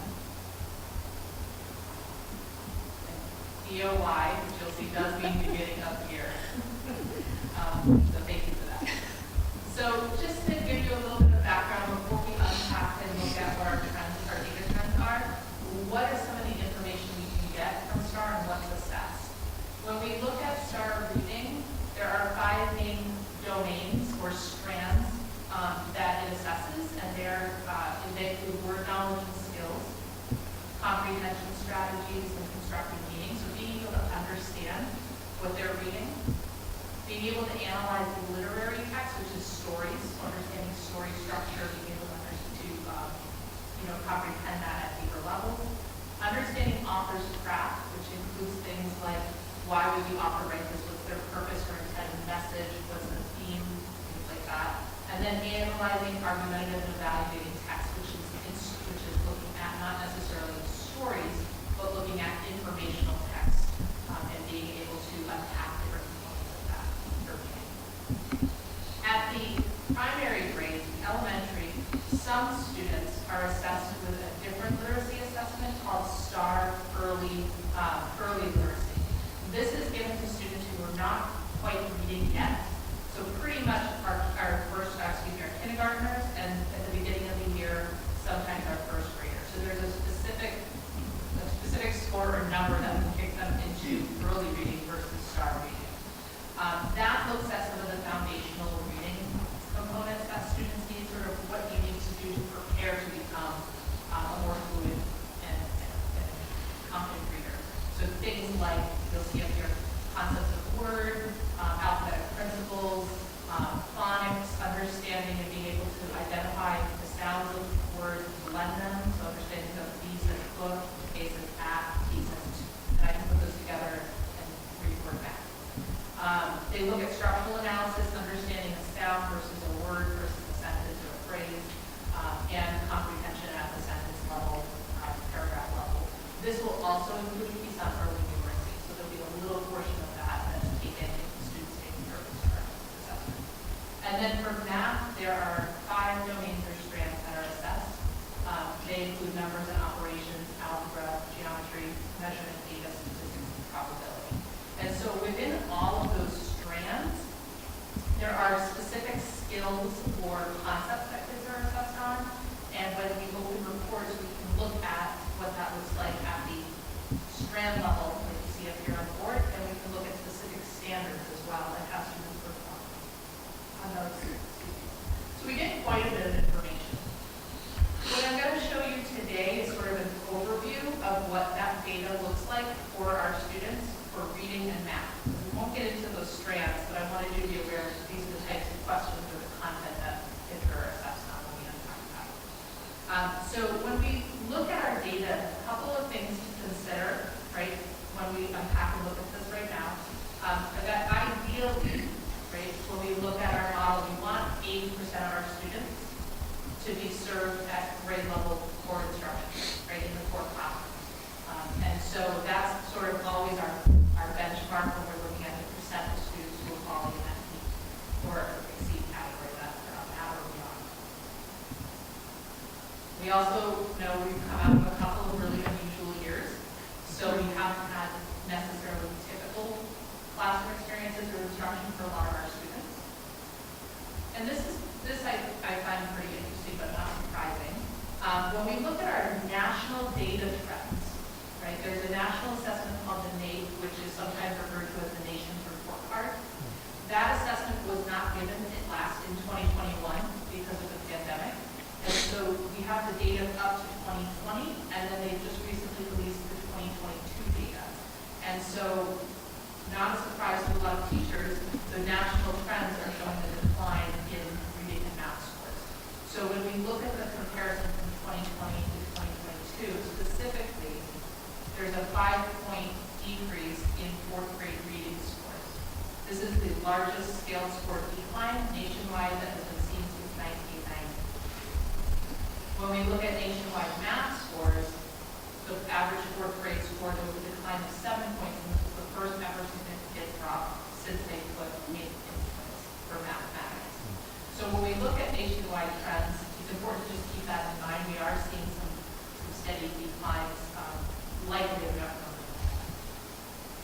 something else to keep in mind is that our students and our teachers are really excited to be back and have normal. So there's a lot of excitement right now about schools. So with that being said, I want to show you what, like big picture data for reading. So when we look at what you'll see here, each of these bars represents one cohort of student by grade level. And when you look at this, and it says 42, what this is telling us is 42% of our current kindergarten students are performing at or above the expectation for this point in kindergarten. It's like 2 and 3, okay? And so when we look at these trends, some things to notice is that 5 of our grades here are above 50% of our students. What this picture doesn't show, and I want to show you an example of this, this is really important, this doesn't show where those cohorts of students have come from. And so when I'm just going to show you one example, but this is a common pattern we see as we unpack this data when we look at beginning of year data over time.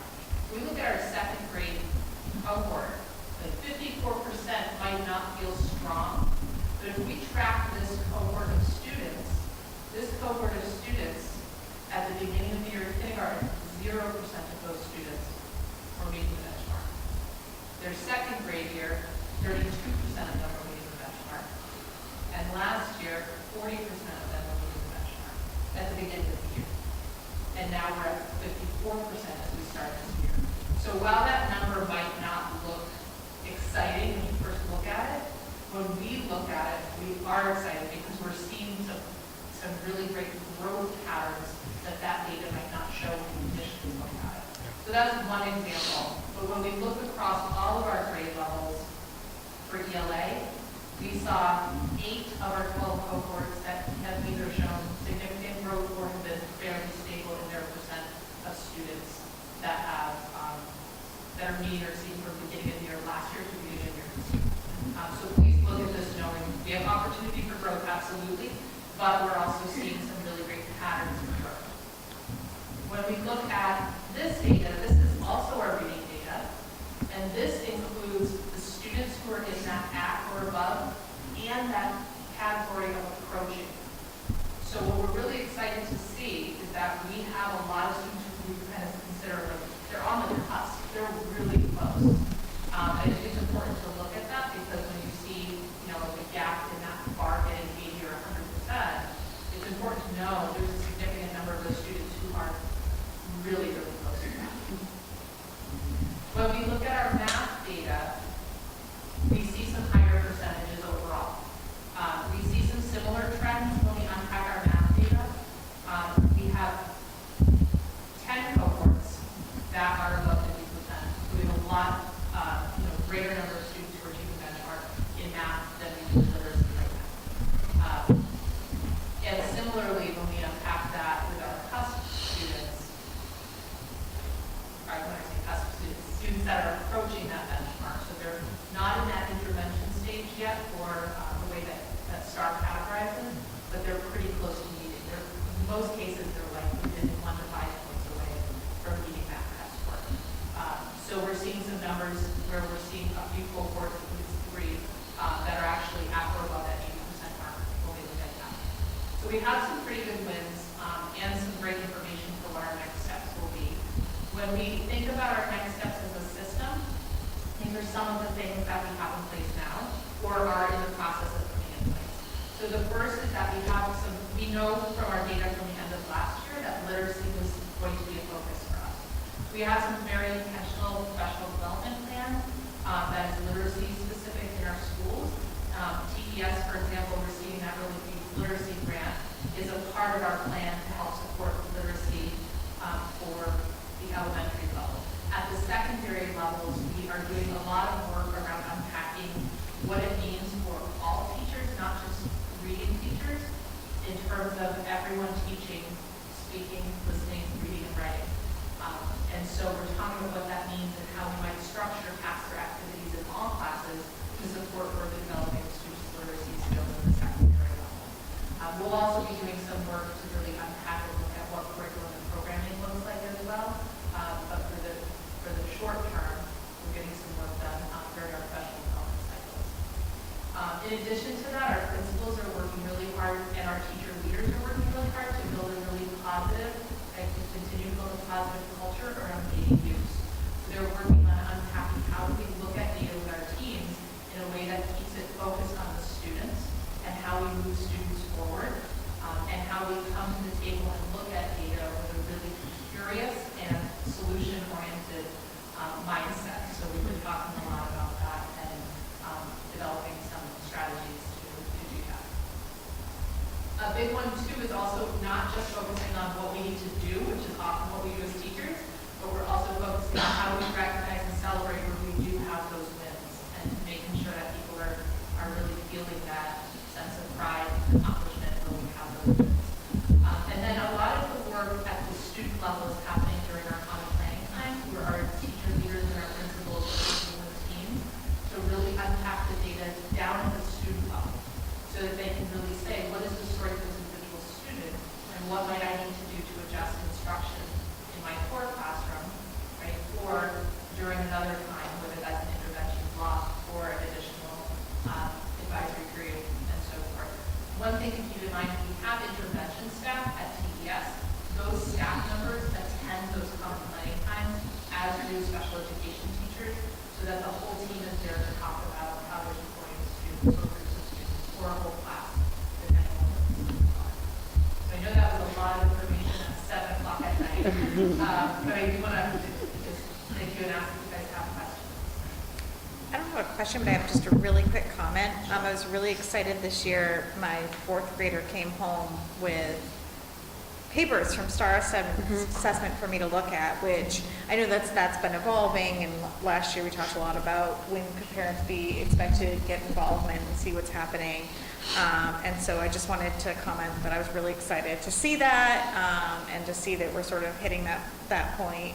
And it was really neat to have something to look at and to relate it back to everything I've learned here. So it was good. I have a question, actually, thank you for that question, because that was one of the comments I was going to make, or ask anyway, is how do you communicate that data with families?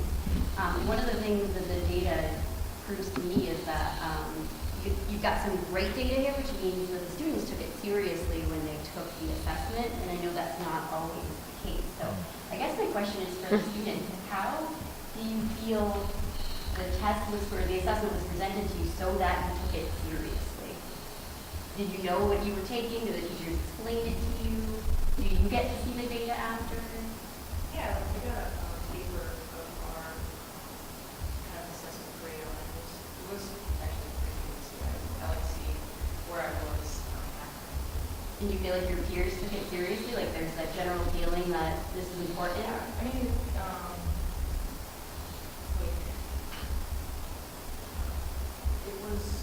wasn't too bad of a test. It was everything that we should know, and maybe that's just what the beginning of the year should be harder at the end of the year, but I'm just trying to expand on that. So how do you, when you have to sit down and take the MCAS versus doing these STAR assessments, tell me about how you feel differently about each of those tests, or do you? Oh, the MCAS is much more scary, I feel like. When you're getting ready for those, they're much more like, Why do you think that? I don't know. Because we're scared too. I want you to know that. We are. So. I feel like it's much more calm when you're taking the STAR, because I mean, it's just like you're getting it done in one class period, then in that class that you actually have, even though the teacher can't help you, you still are in that class and stuff. So I feel like it definitely helps more and gets more recognized. It's interesting because the MCAS is grade level, which means you're only going to see the content that aligns with the grade that you're in. But STAR can go well beyond grade level. So the questions on the STAR most likely are more challenging than the questions on the MCAS. But I've heard the same feedback. A lot of students are more nervous about the 10th grade math and EL MCAS, most likely because it's tied to your graduation, rather than STAR.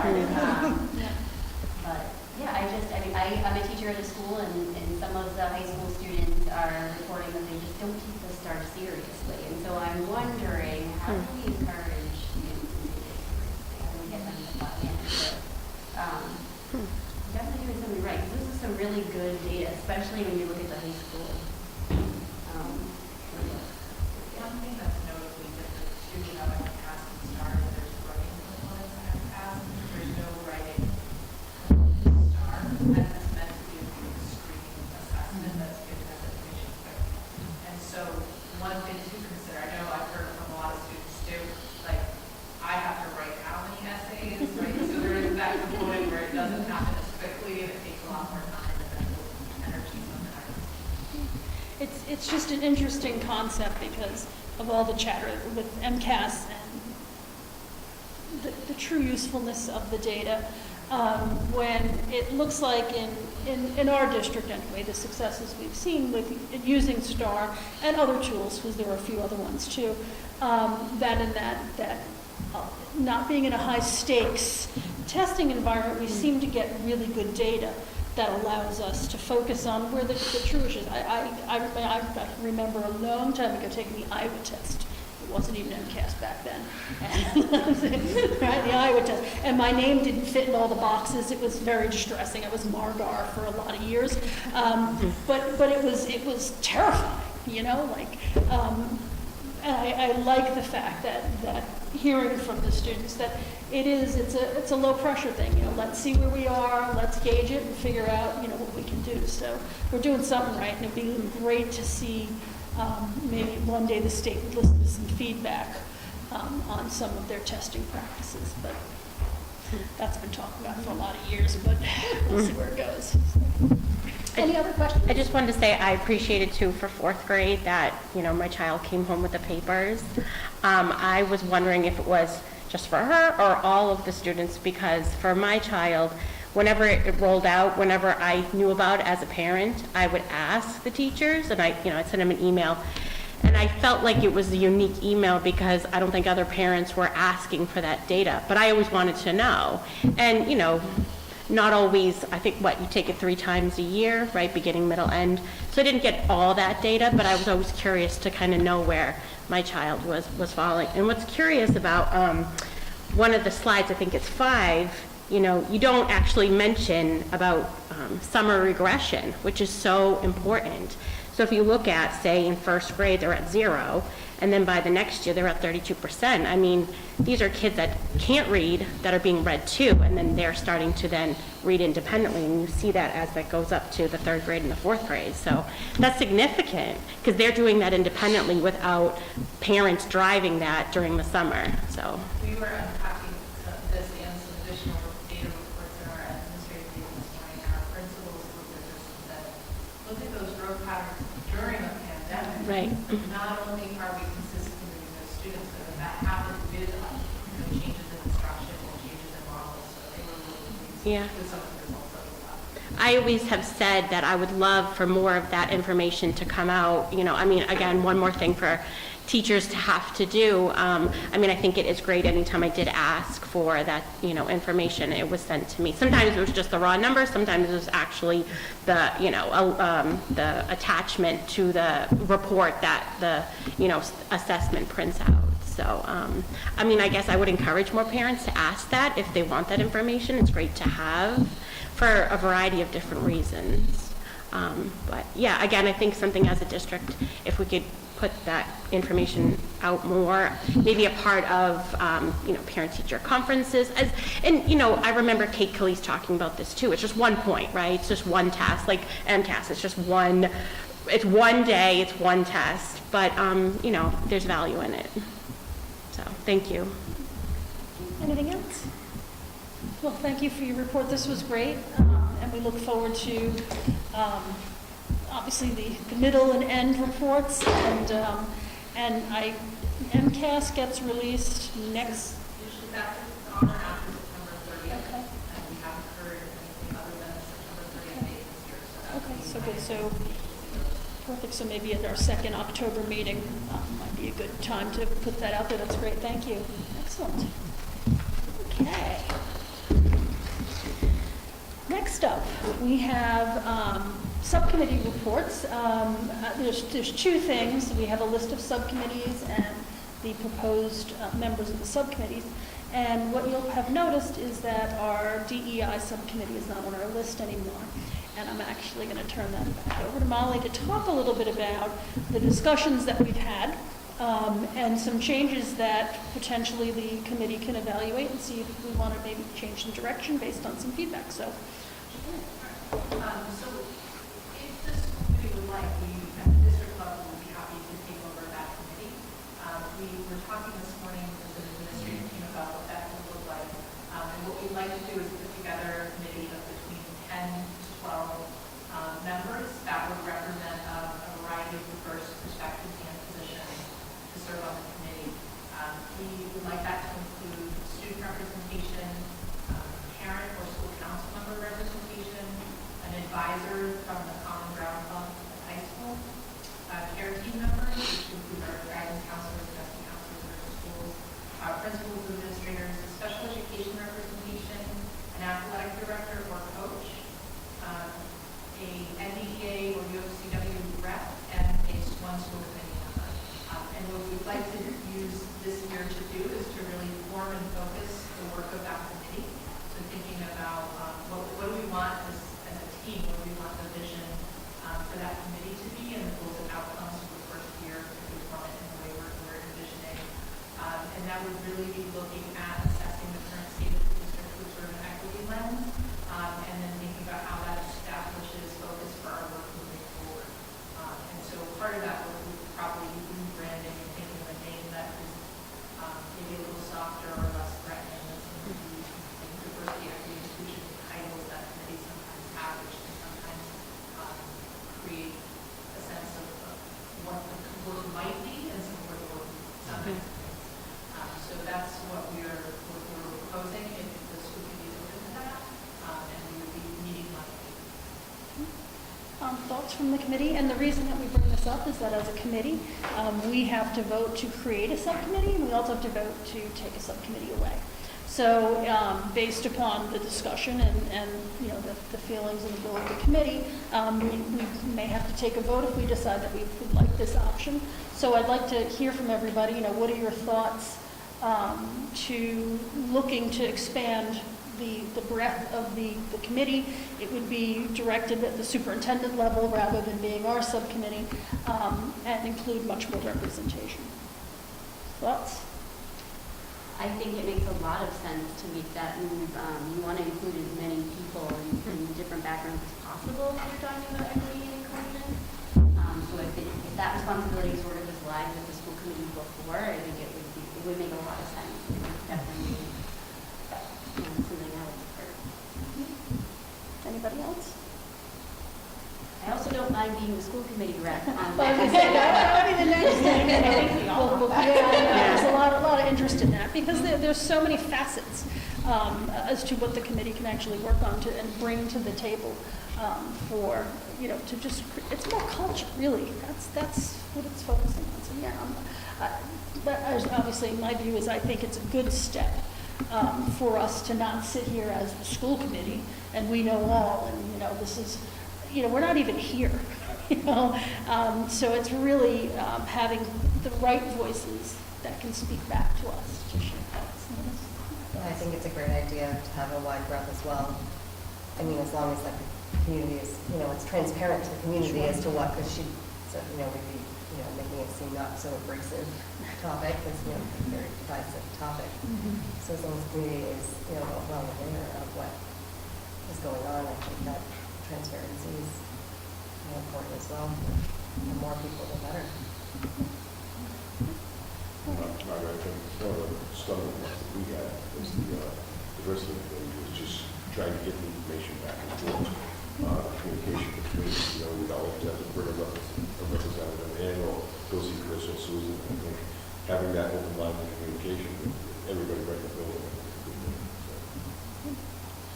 All right, so with that being said, if there's no other comments, I would entertain a motion then, and then we'll vote to see if the committee, what the will of the committee is. I would entertain a motion then to disband the school committee's diversity, equity, and inclusion subcommittee, and with the caveat that we do something at the district level. So I would entertain that motion. A motion by Jeff. Do I have a second? Second. And a second by Jen. Any other questions or comments? How will it be established moving forward if we're just given the responsibility? So they'll do some reporting in. And plus, there's a member from the school committee on there. Right. So that will be our conduit for information. Plus, we can ask for regular updates.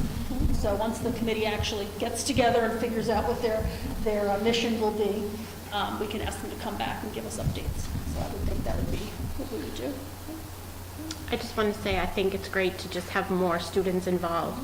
You know, we sit here as committees, administrators sit and make decisions for the kids, for the students, but we want them to be involved. So the more that they can sit at the table with us and tell us what they'd like to see and how it can roll out, I mean, that's wonderful. You know, we're here, again, like you said earlier, we're here for them. So to, go from the old subcommittee to this new one, I think it sounds great. Anybody else? So I have a motion, and did I have a second? I did, I'm sorry. I got wrapped up in the comments. So all in favor say aye. Aye. Opposed? Abstained? So we have formally disbanded the school committee's DEI subcommittee, and we will turn over to the superintendent, which I'm assuming, Molly, you've been appointed to coordinate that on his behalf. And we look forward to, we look forward to hearing an update, and maybe, September, so maybe like in November, maybe December, once you get the committee together and kind of have some movement, you can come back and just give us an update on what's going on and what the committee is looking to do and whatnot. That's great, so thank you. That's excellent. And then the last thing here is our subcommittee assignments. I tried to take everybody's requests into account. It was hard because everybody always wants to be on the fun committees. Does anyone have any questions or comments or concerns where you've been placed? Because the next point will be starting to set up the meetings. And some of these committees, and I think in my initial email, just kind of outlining what the committees were, some of them meet quarterly, some of them meet monthly. The NDEA negotiating committee isn't even formed because we've already done that. So UFCW, that'll be fast and furious, and then hopefully that'll be over quickly. So does anybody have any comments or want to request changes? And if I certainly can entertain an email after the fact if you've got concerns. But everybody okay with this? Okay. And as I said, if you do have a concern, please feel free to email me. And yes, Dr. Kasvan is on every one of these subcommittees, by the way, just to make his life exciting. And Hank, I did just want to ask you, you've always been on finance. I took you off, but I'm happy to step back if you would like to be on it. Oh, that's fine. I told you that's what he was going to say. I said, Hank's going to go, no, that's okay, you do it. Should have left you on. And just so everyone knows, all of our subcommittee meetings are open meetings. They follow the process. Anyone can attend. So this finance subcommittee, everyone's welcome to show up and listen in. The difference is if we have to take a vote at the subcommittee level, it's only the members on the subcommittee, because then that vote only carries the weight of 3 people and not the majority. But everybody, please feel. I see everybody's like, yeah, okay, one more meeting. But honestly, But I'm on it, so. People told me that a couple weeks ago. Yeah. So, all righty. Okay, so that's done. And under correspondence, the letters from Senator Markey and the response to him are just attached there, just as additional correspondence we received, and we actually went over that already. And the last thing is our next meeting is October 5th, so 2 weeks from tonight. But I'd like to request a change in a date for the meeting that's scheduled Wednesday, November 2nd. The MASC-MASS conference starts that day. So what I'm proposing is maybe we move that meeting to Tuesday, November 1st. Does that work for everybody? Yep. All right, so that we'll update the calendar with that, and we'll plan on the Tuesday, November 1st. And just as a heads up for everybody, normally By that time, we focus our first meeting more on finance, because we'll start looking at the budget, so that usually when we start talking about it, and then it'll kick up. And of course, with the new governor, Lord knows when we're going to get a budget, so next year is up in the air. So with that being said, we do have a need for executive session this evening. So I would entertain a motion to go into executive session for MGL Chapter 30A, Section 21A, reason number 3, to discuss strategy with respect to collective bargaining or litigation with the UFCW and/or the NDEA if an open meeting may have a detrimental effect on the bargaining or litigating position of the public body, and the chair so declares, which I am doing. This meeting will not return to open session immediately following. So I would entertain that motion. So moved. A whole bunch. Okay, I guess Jen and Jeff.